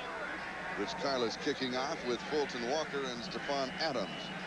The 2 deep backs on the return. Adams on the near side, Walker on the far side. And it's Walker at the 9 to the 15, 20. And returns near the 30-yard line. Let's go back to the touchdown. Will Height with a tremendous fake coming airborne. He's a gymnast, and he really sells this. Look at him diving up over the line, and you've got to respect that kind of fake as you see them taking it right there. And then Elway able to get a little extra time. He looks into the end zone, and I think he wanted Dave Studdard on a tackle eligible. Studdard held up on the play, did not get open, but Winder got the football and did get open. And the boos are for Marc Wilson, the quarterback of the Raiders, as he comes onto the field. But let's see if he can get some offense going. Wilson with good time, and the pass is complete. Ooh. As Doki Williams picks up about 18 yards on the play. Louis Wright with the tackle. And the game's in progress. The Jets continue to lead comfortably. San Diego continues to shut out Kansas City. The Minnesota-Washington game, Minnesota by 1. All in the third quarter, as we are, with Denver leading Los Angeles 14-3. The Broncos able to put a drive together, and now the Raiders would like to be able to match that with a drive of their own. And here's Marcus Allen. And has about 4 yards to the Denver 48. It's going to be second down and 6. The Raiders have been able to generate some offense, but they've self-destructed with 4 turnovers. Turnovers will kill you, Charlie. It's always been the case, and they have had 4 opportunities, could have had another one, and really have only been able to put those 3 points on the board. But they're already inside of Denver's territory on the 48.5-yard line. See if perhaps they can't get something going here. And you saw the time remaining in the third quarter on a sun-drenched afternoon in Los Angeles. Pass is complete to Todd Christensen at the 40, so that's a gain of 8 on the first down. Let's go in and look at number 46, second leading receiver in football coming into this game behind Al Toon. Here he is getting off the ball, gets the bump by Ryan, breaks his timing a little bit, trailed by Mecklenburg on this play, and Dennis Smith, you don't think they respect him? They bump him and they put 2 people on him. He still catches the football and picks up the first down.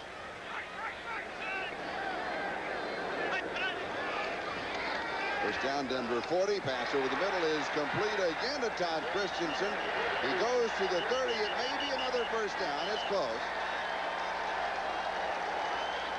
Dennis Smith was wrestling him down. Well, he comes right back, gets in there without the bump this time, and Smith just a little bit slow in reacting to that inside cut. Marc Wilson had the ball there, and the Raiders have 2 quick first downs via the aerial circus to Todd Christensen. And Christensen has no problem coming over the middle to make a reception. He's not afraid to stick his nose in there, I'll tell you that. Here's Marcus Allen to the 25. Excuse me, yes, to the 25.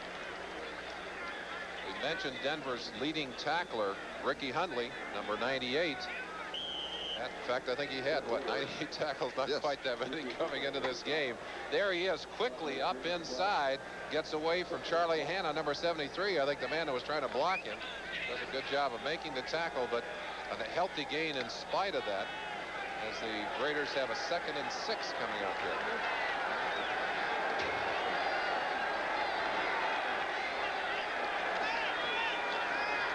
Wilson, a timing pattern in the corner of the end zone.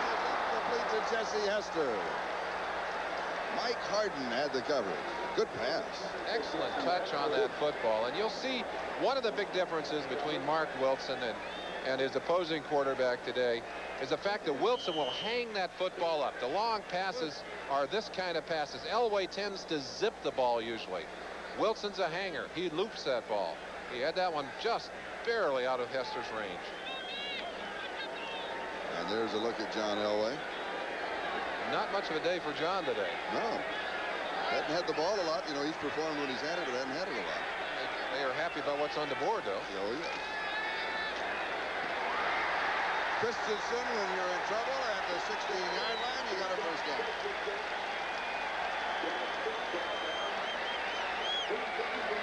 Maybe for those of you who played in the defensive backfield or wanted to be one, you can feel like you're part of it here as Todd Christensen comes right at you. Marc Wilson again. That's a good throw. Good catch. Hard to control a receiver when he breaks crisply and gets that kind of pass. Into the third quarter. We'll be back after these messages from your local station. A lot of interesting numbers here. Still one more. In the fourth quarter this year, the Broncos have outscored their opponents almost 2-1. Not quite, but almost 2-1. The Raiders have been outscored more than 2-1 in the fourth quarter. Charlie, I'm so glad that statistics don't determine the outcome of the game. It's still going to be decided down there on the floor of the Coliseum. Right now, the Raiders trying to make sure that they get themselves back into it. And they have a first down at the Denver 16. Here's Marcus Allen.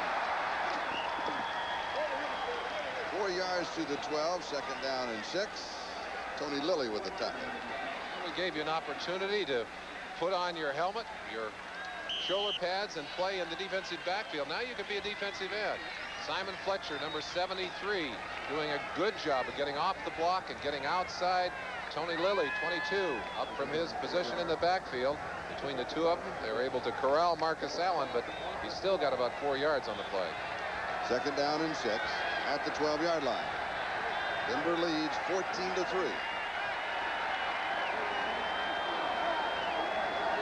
Marcus Allen showing motion. Oh, incomplete. Doki Williams, the intended receiver, just a little behind him. Louis Wright was there. It'll be third down. Quarterback looking at that play, knowing that Doki is headed into an area where there are other defensive backs, tried to zip it into him, put it slightly behind him. Had he put that ball in front of Doki, we'd have had a touchdown there for the Raiders. Put it behind him, Doki bounced it up. They're lucky it wasn't intercepted. Injury report on Rulon Jones on that left knee. He will not return to the ballgame. And here's Marcus Allen. Third down and 6. Raiders electing to do what the Broncos did earlier in a passing situation, ran the football. Yes, I'm surprised. But the Broncos, their play worked as they were able to send Sewell into the scoring area for a touchdown, but that one did not work. Now do you go for it? I think maybe the Raiders will. They certainly haven't sent Chris Barr onto the field. And here that the election has already been made. Tom Flores saying, hey, we don't need 3, we need 7. Fourth down and 2 with 13 and a half minutes to go. That's a lot of time. Raiders saying, quiet down. Hey, come on, quiet down. And they're going to charge Denver with a timeout. And that is their first. They have 2 remaining. We'll be backing them up. Denver Broncos and the Los Angeles Raiders. Denver on top by 11. The Raiders fourth down and 2 at the Denver 8-yard line. And they're going for it. You go with Marcus Allen. Well, I think you go to your money man here. Let's see if Tom Flores agrees.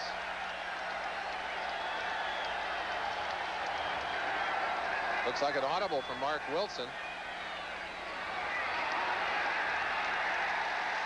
I believe they got it, Charlie. They did I believe it was second effort. I think it was Hawkins carrying the football. Frank Hawkins in behind Marcus. I guess they were saying, hey, they expect Marcus to have this ball. Let's cross him up. Frank Hawkins actually has a better per rush average than Marcus Allen. Number 27, and it's Marcus doing the blocking. A change of roles here. There's Marcus on Mecklenburg, 77, and Hawkins, look at that extra effort, that leg drive. No question about it. He picked it up. First down, goal to go, 5-yard line. Whoa. And Marcus this time over the right side. And it'll be second down, goal to go from the 3. Simon Fletcher was there to make the stop, along with Jim Ryan. Now mark it comfortably inside the 5, just inside the 4-yard line. Be a second down and goal. The gamble paid off for the Broncos, at least to this point. Now they need to get the 7 points, put them on the board. Interesting choice this early in the game to go on a situation like that where you have a long fourth and a yard and a half, almost 2 yards. And Steve Strahan is in, and he shows motion. And this is a setup for a screen and the sack. The third for the Broncos. And a big loss of 16 yards. Tony Lilly got it. Marcus all alone in the end zone. They thought they could freeze the defense with the play action, but Denver wasn't having any part of it. They're coming on an all-out blitz. And there's Ryan, number 50, coming from the outside. 22, Tony Lilly, coming from the inside, a linebacker and a defensive back. And Marc Wilson did not have a chance. And for Tony Lilly, his first sack, and there's a look at the sack ratio. It's been a problem all year for the Raiders. Third down, goal to go. With pressure, a flag is down. The pass is to Doki Williams, and they may be ruling in the grasp plus the flag. Well, I think we'll have a holding call plus a grasp and control call, but let's give the officials a chance to sort it out. And remember, that was third down.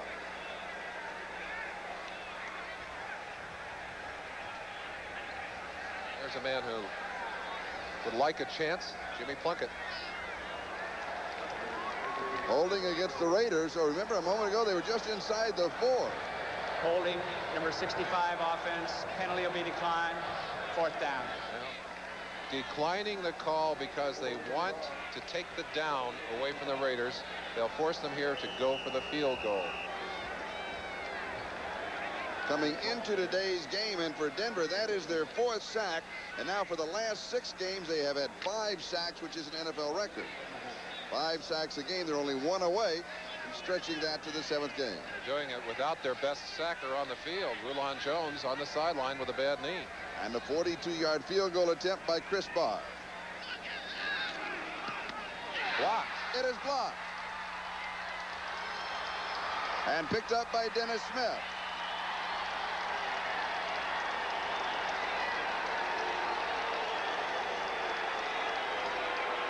Capacity crowd sensing that their Raiders had a chance to put points on the board. Not only see them denied the touchdown, but now with a low kick, they're denied an opportunity for 3 points. Once BMW, Saab, and Audi challenged the establishment. Is going to receive credit for reaching up and slapping the attempt down. I believe that was a low kick. Fletcher up in the air well, but that ball usually would be above his hands if Chris gets a good shot on it. And Charlie, they're back to the action here as the Raiders have been shut down so many times in the Broncos territory by a Bronco defense that has had 2 interceptions, 2 fumble recoveries, all in their own territory, and now a blocked kick after a big sack that took the Raiders out of apparent field goal range. And the Raiders had the ball for 7 minutes and 22 seconds. Sammy Winder on the first carry for Denver from the 29 to the 32. It's 2nd down and 7. John Elway thus far has completed 9 of 10 for 127 yards and a touchdown. He hadn't had a lot of opportunity, but 9 of 10, not too shabby an afternoon. And here is Winder again as he has 3 to the 35. It's going to be 3rd down and 4. Greg Townsend makes the tackle. Let's check the games in progress.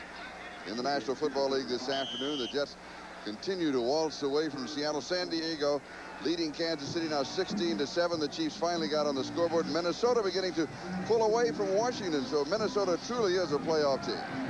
And here the score is Denver 14, the Los Angeles Raiders 3.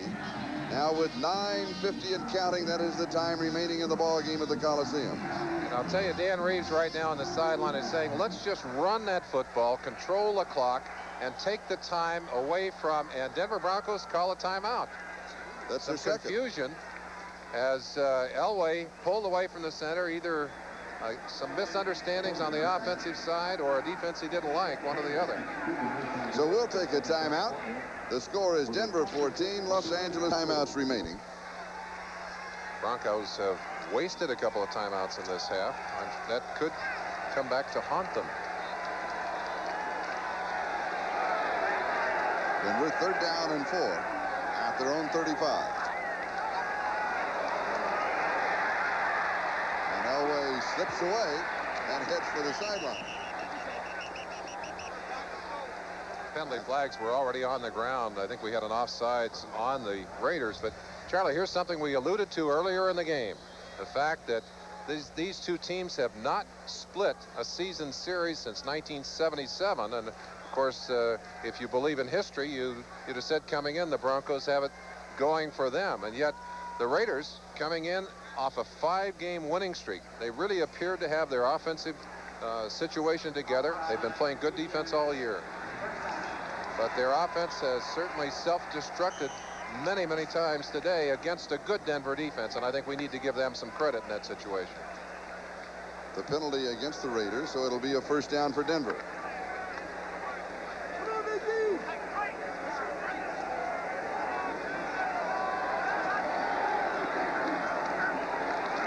On the draw, Winder for a yard to the 41-yard line. Second down and 9. Today's telecast presented by authority of the National Football League, intended for the private use of our audience. Any rebroadcast or other use of this telecast, not the express written consent of the Los Angeles Raiders and the National Football League, is prohibited. Denver Bronco apparently injured on that last play as the trainers head out onto the field. Dave Studdard, I believe, number 70, is the man on the ground. Yes, it is Studdard. And with injury problems already plaguing them, Keith Bishop hurt. That could be a severe blow. We have a timeout, and we'll be back in a moment. If you just don't have more of this kind of injury, watch Studdard being driven to the inside, number 70, and then watch him as Billy Bryant, the center, throws Piquel right there. Stop it. And you can see it as Piquel falls across the ankle and the knee, and they've got him on the sideline checking it out. That means Dan Remsburg has gone into the game in his place, and that's 2 subs in there with Bishop, the whole left side of that line out now. Bishop and Studdard both out. Second and 9. Gerald Wilhite across the 45 to the 46-yard line. It'll be third down and about 4. Let's check the complete scoreboard. The Giants win by 3 over Dallas. The Giants are going to be in first place in the East because Washington is losing right now. New England wins over Atlanta. That's a good one for New England. Cleveland over Indianapolis. Miami over Houston. That was expected. The upset, New Orleans over San Francisco, 23-10. Pittsburgh wins. Tampa Bay wins, and St. Louis wins. St. Louis has been struggling, but they beat Philadelphia. Jets way out in front of Seattle. San Diego continues to lead Kansas City, and Minnesota over Washington. And here it is, Denver out in front by 11, 14-3. Elway on the run, and the pass is complete for the first down. And a good scramble he throws to Vance Johnson. Stephon Adams makes the tackle. That's really kind of the first true scrambling ability of Elway that we've seen today. Charlie, reading my mind exactly, Elway has been content to play a relatively conservative game today, and of course they don't want him to scramble unless he has to. He has to here. They are all over him. Townsend, 93, 57, Robinson. He threw that on the dead run. Oh, I tell you, that is tough. Good catch by Vance Johnson, but if you want to do something difficult, try throwing at a moving target when you're running full speed toward the sideline. And 3 people are chasing you. Yeah, that's right. And it's not as if it's just run toward the sideline. A gain of 12, first down at the Raiders' 42-yard line. Joey Hackett showing a little motion, and Winder gets the call. Gain of 4 to the 37, second and 6. Rod Martin makes the tackle. Football trivia. What team holds the NFL record for the fewest yards passing in a game? I'll let you think about that. Is it regular for a second. season, or is it regular season and postseason? Charlie, don't ask these tough questions. That's it's an NFL record. An NFL Charlie. record. Well, then it'd be regular season. Otherwise, it'd be listed as a postseason record. Because I remember the one playoff game that Bob Greasy only had like 6 completions or something. I didn't know if that applied or not. Second and 6. Winder is dumped. He's going to lose a couple of yards on the play. Bill Piquel was there to wrap him up. It's going to be third down and about 8. Excellent play by Piquel as he slanted off the nose, drove into the backfield. Piquel, you see that tape strapped over the nose? That helmet drove down over and split his nose wide open. One of the common injuries for the big men down on the line who so often have that helmet slammed down onto their heads and tipped forward. Third down. Elway now with 10 straight completions. Flag is down. The pass far side is complete. As Steve Sewell, no, he's out of bounds, but there was a marker on the play also. There's an offsides on the Raiders that will keep them alive in this situation. The right tackle defensively jumped. He was able to stop himself, but his head was over the ball. Offsides, Los Angeles. Let's look at the end of that last play. A rather artistic move by Sewell, trying to get his feet down inbounds. 1 foot in, 2nd foot out. Good call by the official, who's right there on the sideline.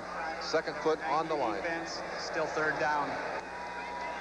Mike Wise ticketed on that particular play, activated this last week. I think in anticipation for the problem that Howie Long would not be able to play.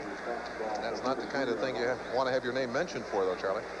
I was in the replay booth talking with the replay official, Jack Reeder, and Al Ward, who's the communicator. And I said, are you going to have a busy afternoon? They said, we hope not. We hope not. No, they certainly don't. And they don't want to have to make those calls. And so far they have. So far they have. Big play here. Here's Winder. And may come up. Yes, he'll be short. Good play by the Raider defense. Winder running in behind the left side of that line. And we've got to remind folks that that's Winfred Hood and Dan Remsburg over there instead of Studdard and Bishop. See the snap. A little toss back to Winder. Good lead block in there. Good play inside out. Reggie McKenzie, number 54. The man who really put the shot on him there to finish him off. We're moving on the 5-minute mark. Time remaining. Broncos are leading 14-3. It is 4th down and 1, and they're going to go for it.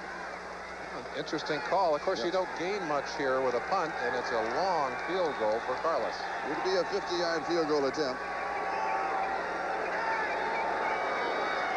And the flag goes down. Do we have to delay a game? We have a penalty, I think, against Denver. At any rate, this might change. Yes, it does. Will change their thinking, as they will now go to a punt. And be sure to join us next Sunday for exciting NFL action. Your day kicks off with NFL 86. Offense, still 4th down. At 12:30 Eastern Daylight Time. Bob Costas, your host, and then it's a shootout in Texas as the Raiders will be battling the Cowboys, and the AFC Western Division leading Denver Broncos will be hosting the San Diego Chargers. Be sure to check your local listings for the game and time in your area. Your team plays here on NBC Sports. Just looking ahead, Danny White, broken wrist today for Dallas. Chance for Steve Pelor to go back into that lineup, maybe even Reggie Collier. Chris Norman kicking to Fulton Walker. It's been an adventure. They're after him again. Oh. And it goes into the end zone for the touchback. So the Raiders will bring it out to their own 20-yard line. They'll have the ball 1st down. Norman not happy. Let's go back and lay that answer for our trivia question on you. The question again, what team holds the NFL record for fewest yards passing in a game? Of course, the 2 teams involved, these 2 teams, the Raiders and the Broncos, and it was the Denver Broncos in 1967. Steve Tensey, the quarterback who started that game, a minus 53 yards against the then Oakland Raiders. How could you have a minus 53 yards passing? Well, you take away all the yardage on the sacks, Charlie, and you don't complete many passes. Yes, you don't. I like you don't complete many passes at all. Denver, by the way, had the ball almost 6.5 minutes. They ran that much time off of the clock. You've got just over 4.5 to go. Wilson throws far side incomplete. Good defensive play as Dennis Smith was there. Hester, the intended receiver. It'll be 2nd down. Dennis Smith there to put that hand. Timing is so important for those defensive backs. As he arrives, if he hits that receiver before the ball arrives, he'll be ticketed for a foul. Jessie Hester trying to get squared away, catch that ball. Smith just timing it perfectly, put a hand on the football and wasn't called. Charlie, just to tack on, the 4th quarter last week, the Seattle Seahawks were minus 21 yards when they finally took Craig out of the game. So that is unusual, but not that unusual. Wilson's pass is almost intercepted. Marcus Allen, the intended receiver, and Randy Robbins almost took it over his shoulder as if he was a receiver. It'll be 3rd down, back at the 20. Crowd getting restless here as the Raiders seemingly just can't put it together today. See the long shadows, the late evening sun coming in over the edge of the Coliseum can get to be a real factor here today, and perhaps that's what trapped Marcus on that last play. 3rd and 10. And Wilson has completed 17 of 31, 244 yards. He's been intercepted twice. And the Raiders have a lone field goal. They're behind 14-3. There's pressure. He steps away, buys some time, throws, tight end, Todd Christensen. And Christensen goes out of bounds at the Denver 45-yard line. 35 yards on the play. And it was a 3rd down and 10. A do-or-die kind of play. And Marc Wilson has had trouble avoiding the rush on occasions today. He does a fine job here. They've got the heat on him coming from the inside. That's Simon Fletcher, 73 there. Gets away from him and finds the open receiver, Todd Christensen. Christensen running for the sideline, not only picks up the 1st down, but also gets that clock stopped. Todd Christensen, that is his 8th reception, 109 yards. And last week he had 7 for 82, but 3 touchdowns in that ballgame. No touchdowns for the Raiders thus far. All the way down the field. Hester, complete at the 5. Dennis Smith with the coverage. Wilson, number 40. Was it Wilson? 45, I think, Charlie. Right. We've got two players, one defensive back on each team that started his career as a wide receiver and ended up a defensive back. Steve Wilson is one, Sammy Seals the other for the Raiders. And the reason they were selected was speed, pure and simple. Able to match speed with the receiver. And you saw Wilson stride for stride with Jessie Hester, 84. That ball well thrown by the quarterback. And Hester replaced by another speedster, Rod Barksdale. And we have 4:06 left to go. Wilson has pressure. Christensen has it. And a dying quail as Marc Wilson was going down, and he picked up 21 yards and a 1st down, and the Raiders rally. Raiders already in a hurry-up offense because one touchdown doesn't do it for them. They know they got to get a couple of scores on the board. Marc Wilson gets them right to the line. Let's see what he has in mind. 1st down at the Denver 23. Wilson again, this time to the 20-yard line. It is Marcus Allen, brought down by Randy Robbins. A gain of 3, 2nd and 7. Andre Townsend had a hold of him as he threw that football. Did a good job of getting it off. And as we check the games in progress, the Raiders call a timeout. The Jets in front. Ooh, Kansas City climbing back at San Diego. And Minnesota continues to lead Washington. So some interesting happenings outside of the Coliseum, but here in the Coliseum, let's check the games remaining. Well, if you're a schedule watcher, you know that the Broncos really have a tough row to hoe in the last part of this season. The Raiders hoping they could win today and then would hope for a little help along the way from some very tough teams, in particular on the road against the Giants, on the road against Kansas City. They got to go to Seattle, 3 big divisional games. And of course the Raiders themselves don't have a piece of cake as they head to Dallas this next week, Cleveland, San Diego, but an easier schedule than the one facing the Broncos. Now we'll take a look at the standings and in the conference standings, but also remember what else is going on today. Now remember the Raiders, Kansas City and Seattle tied at 5-3 records behind Denver. At this point, the Raiders, Kansas City and Seattle are all losing. So Denver can have, if they continue to win, they can have a lot of breathing room. Well, you see there that the difference in the conference and divisional races is not significant if the Raiders were to win today. However, you put another loss in that side of the column for the Raiders, and you've given the Broncos a very tough edge to overcome in the second half of these seasons. The ball at the 20-yard line of Denver, 2nd down and 7, 3:32 the time remaining. Into the end zone.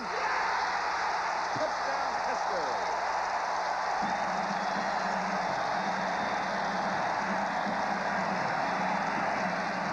The pass was behind him, which really made the play work. It was the only way it could have worked. Those are sometimes fortunate things that happen for you. It's man-to-man coverage. Steve Wilson, 45, is playing the man all the way. Now watch it. As Hester can see the ball, Wilson lost track of his man momentarily. Hester just slipped around him and took the football away from him. 80-yard drive, 7 plays, only a minute 10. Here's the extra point attempt. This is to pull within 4. Whoa. Boy, that's making it ugly there. Again, a low kick. The excitement is back in the kicking game, isn't it? Barr had kicked his way out of a problem earlier in the year. Let's take a peek and see if that ball too was kicked low. Oh, first we're going to look at the touchdown throw. Good job of protecting Marc Wilson. Wilson gets it down into the end zone, doing exactly what they had to do in this situation, which is get themselves a touchdown. And that is Hester's first reception in the ball game. That's his 4th touchdown of the year. And there's the time remaining, 3:26. Is it too early for an onside kick? Well, I think it is. Steve, I think it is too. Steve Ortmeyer is probably discussing that down on the sideline with Tom Flores. Chance to thank Here's the extra point. Let's go back and take a peek. Marc Wilson holds, by the way, on the extra point. See if we can see what happened.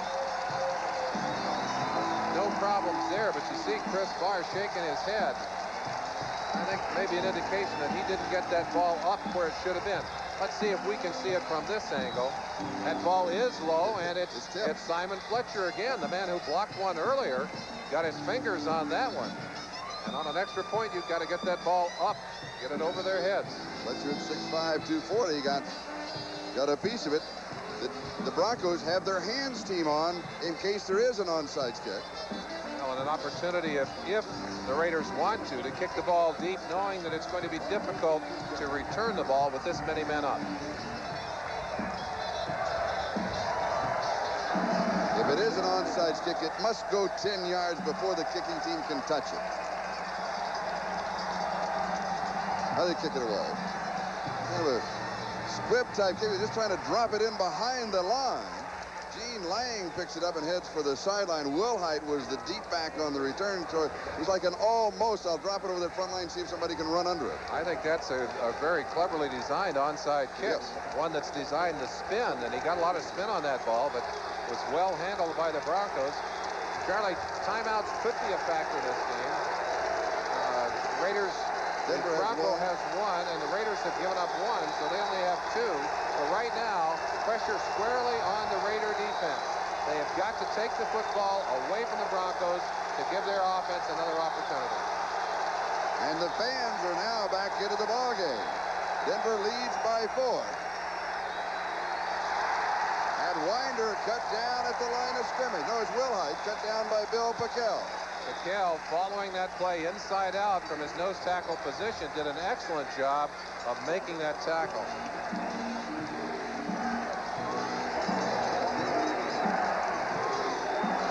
Second down and 9. They'll mark it for 1 to the 22. And of course, Denver will use all the time they can. 2:51 and counting.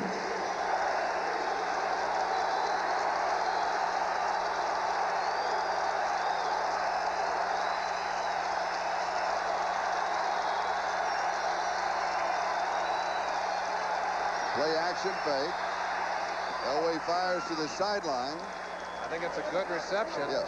He's going to be a little short of the first down. He's going to bring up a very, very big 3rd down play for the Denver Broncos. Vance Johnson with the reception. Here's the quarterback comparison.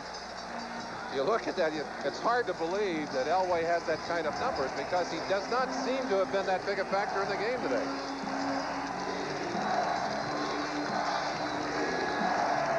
Third down and 2 at the 29-yard line.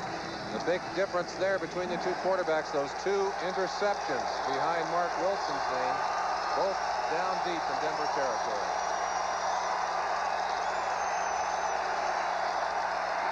Play action fake. Here's the scramble of Elway. He's got to get on his horse. And he dives for it. Let's see where they mark him out. I think he's going to be short. He is short of it, Charlie. Elway using his speed to get away from Stacy Turan, who runs pretty well in his own right. But watch Turan go right through the blocker and come after Elway. Now it's a foot race to the sideline. Inside out, that's Matt Millen, number 55, who got over there to make that saving tackle on the sideline. And now, tremendous pressure on Chris Norman. They've come after him every punt today. They came very close on 2 occasions to blocking the punt. They're going to come after him again. They're still on the sideline. I guess they're reviewing the play, perhaps asking where he was out of bounds.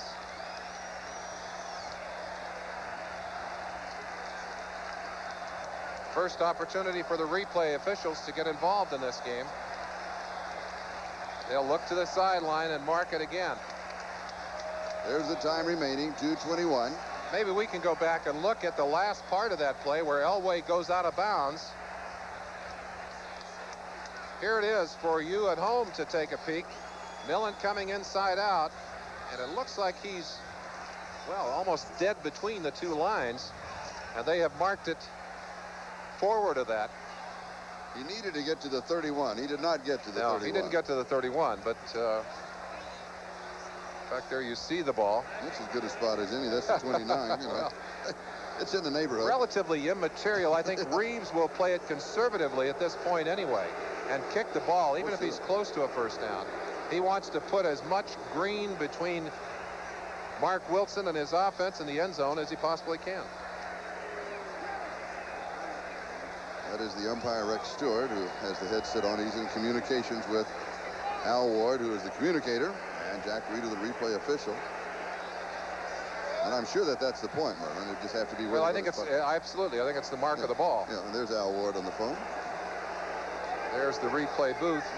See those monitors? Those are 8-inch monitors. I like the bigger monitors, as you know. I like to be able to Charlie see likes it. I like a huge one. I'm sure they're looking at the mark. I don't know what else it could be at that point. And here's something else I'm not sure that everybody knows, but all of the replay officials, like regular officials, they review tapes and game films. And the tape this week, they said it was 43 minutes long of all the other plays that they reviewed and the calls and what was right and what was wrong and where corrections should be made. Well, we have a little delay here. Well, maybe they were having trouble with their communication, so they've gone to the phone on the sideline. Give them a direct tap into the line with the replay booth. The three plays, by the way, ran off 59 seconds on the clock. Chance to thank our spotters, Sepp Goldberg and Chuck Panama. Also helping in the booth, Stan Otake and Doug Mann. Joe Costanza, of course, on top of our continuing numbers game as the official. Well, the mystery is over, Charlie. Yes, and now we'll all know. Tell us, Jerry. Because the official covering the play was dazed, the forward progress was in question. After further review by the instant replay official, the play will stand. The ball is where it is, fourth down. You notice that line, the official was dazed. I mean, they get bumps and bruises too. I'll tell you, Charlie, I played in a lot of games where I was sure that the officials were dazed. Well, that's a tough statement to make. You know, that'll come back to haunt them, won't it? Well, I think the call is a good one from our replays. Yes. It was obvious that Elway did not have the yardage for the first down. An opportunity, by the way, for the Raiders to discuss their strategy and get themselves ready. They're going to get the football. Now it's just a question of where. Now, do you play return here or do you go for the block? I think you go for the block. I'd be tempted to play return. But let's see what they do. He has not kicked it well under pressure today, Charlie.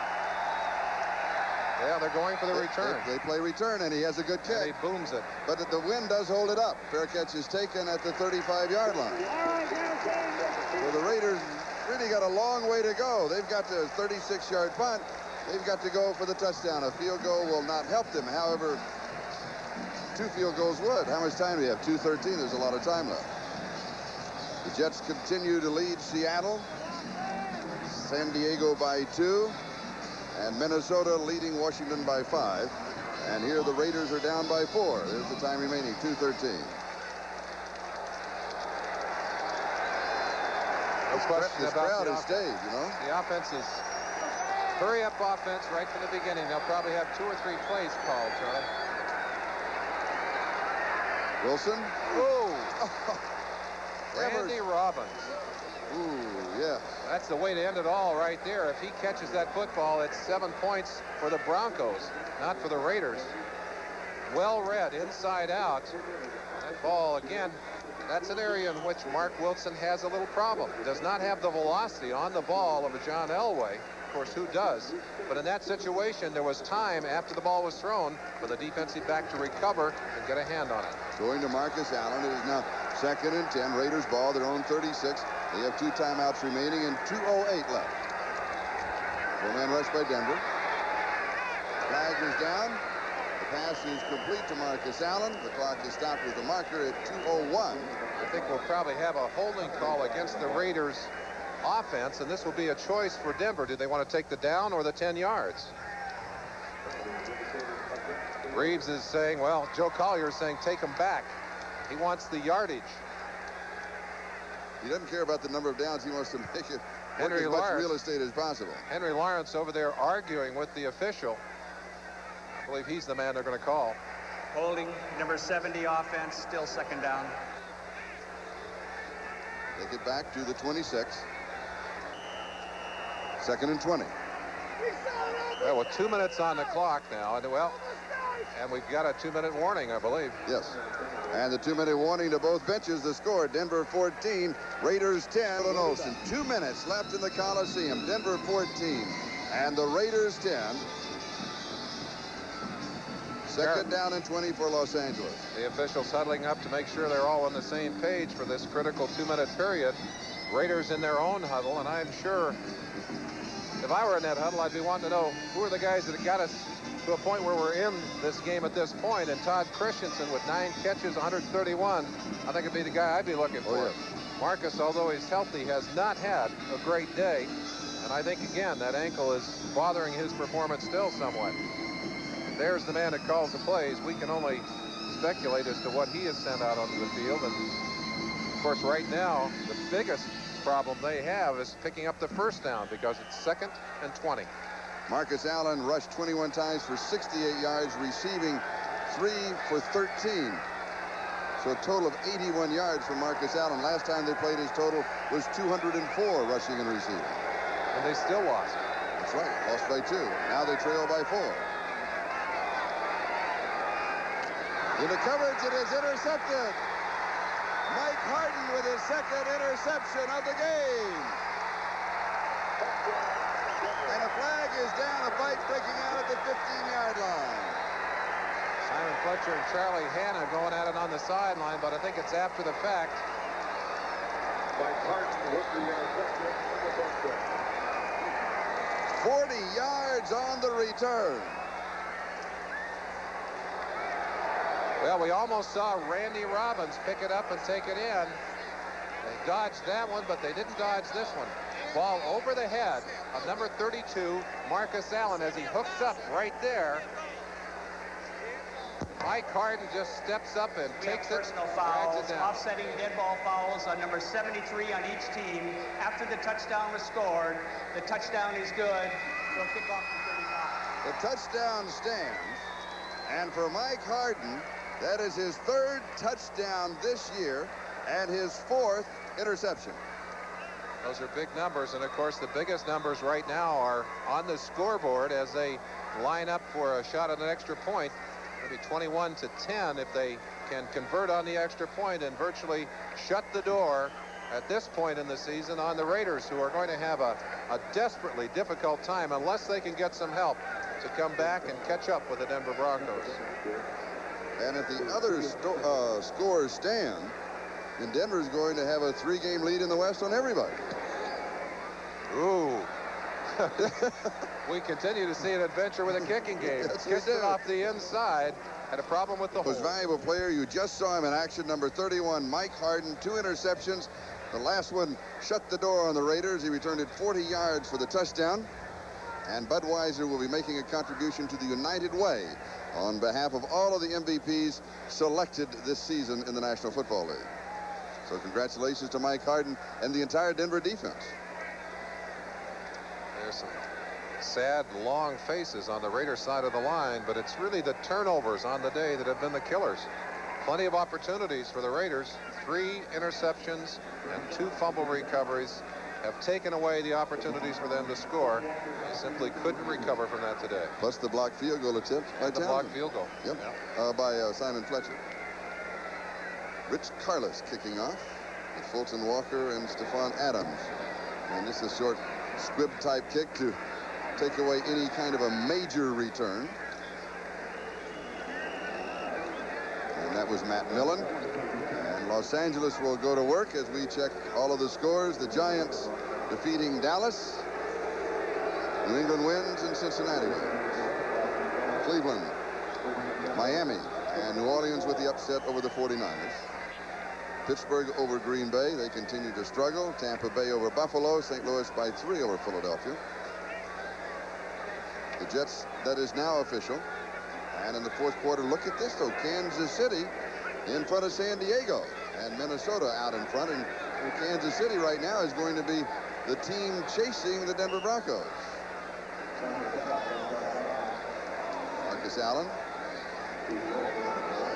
1 minute and 32 seconds. That is the time remaining here. And a note to those viewers who have just joined us to watch Our House. Please stay tuned. Our House will be seen in its entirety immediately following football, except for Mountain and Pacific time zones, where the program will be seen at its regular time. Jessie Hester on the receiving end at the 40-yard line of Denver. Denver right now exchanging yardage for time, knowing that they've got the certain advantage of both at this moment. Now the officials have stopped the clock. Now the chains haven't moved yet. And now he winds the clock, and the chain crew has to catch up on the sideline.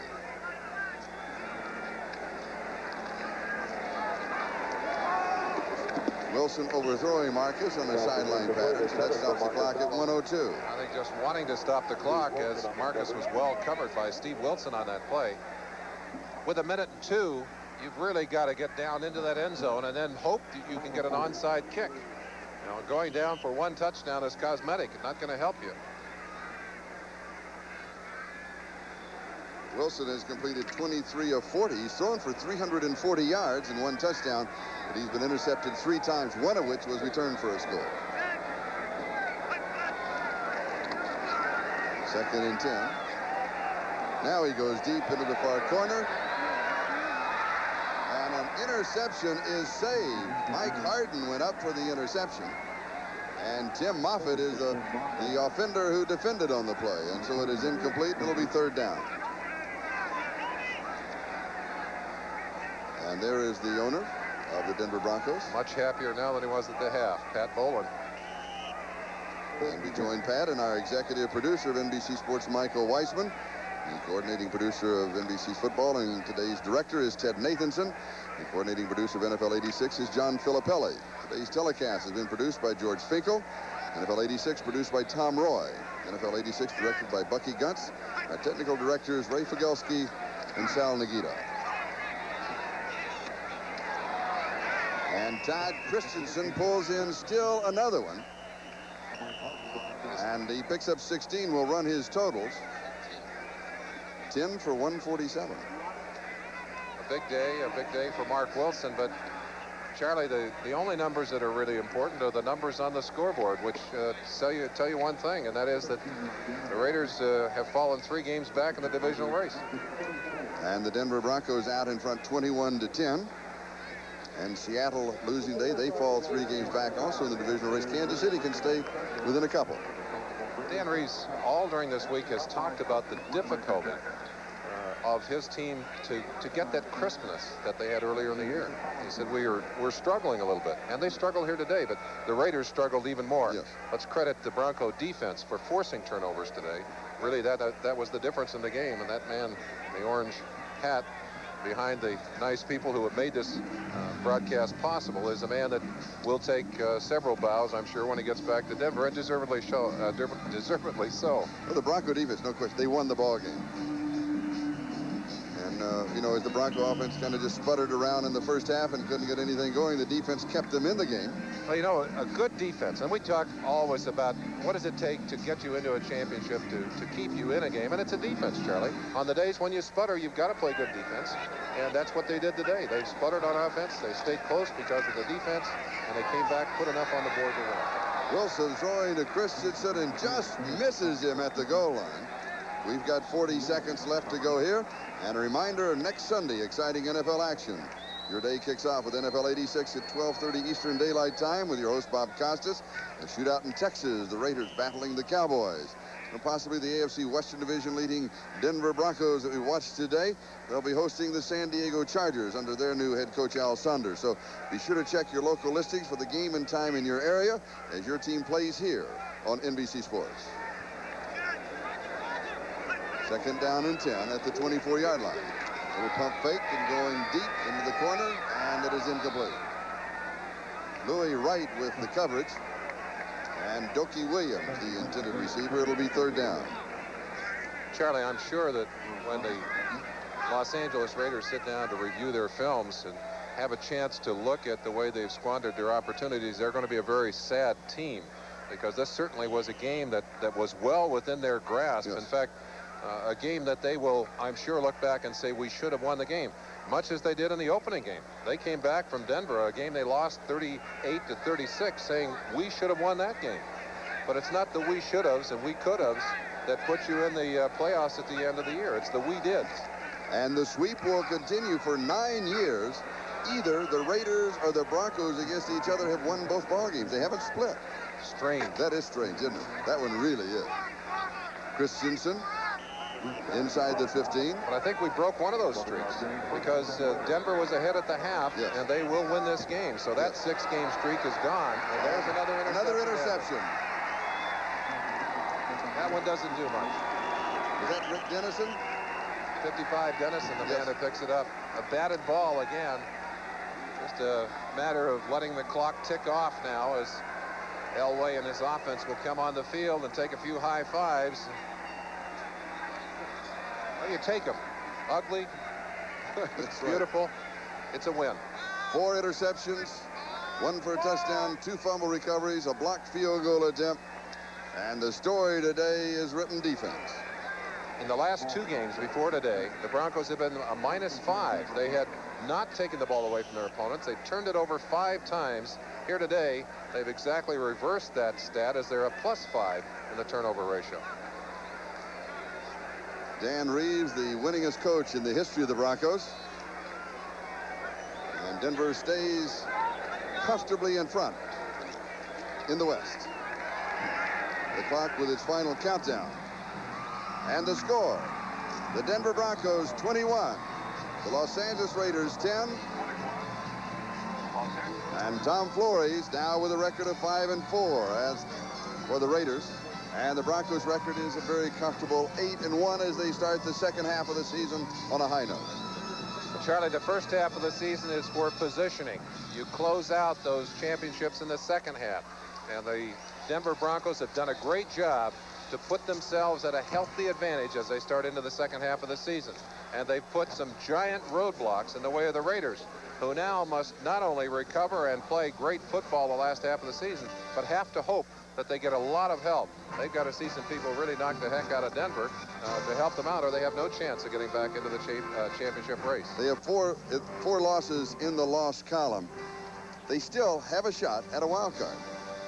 They do, but they have some tough games to play. Both of these teams have tough schedules to play out, Charlie. And I think playing the AFC West and the NFC East, well, that's almost an impossible road. Always tend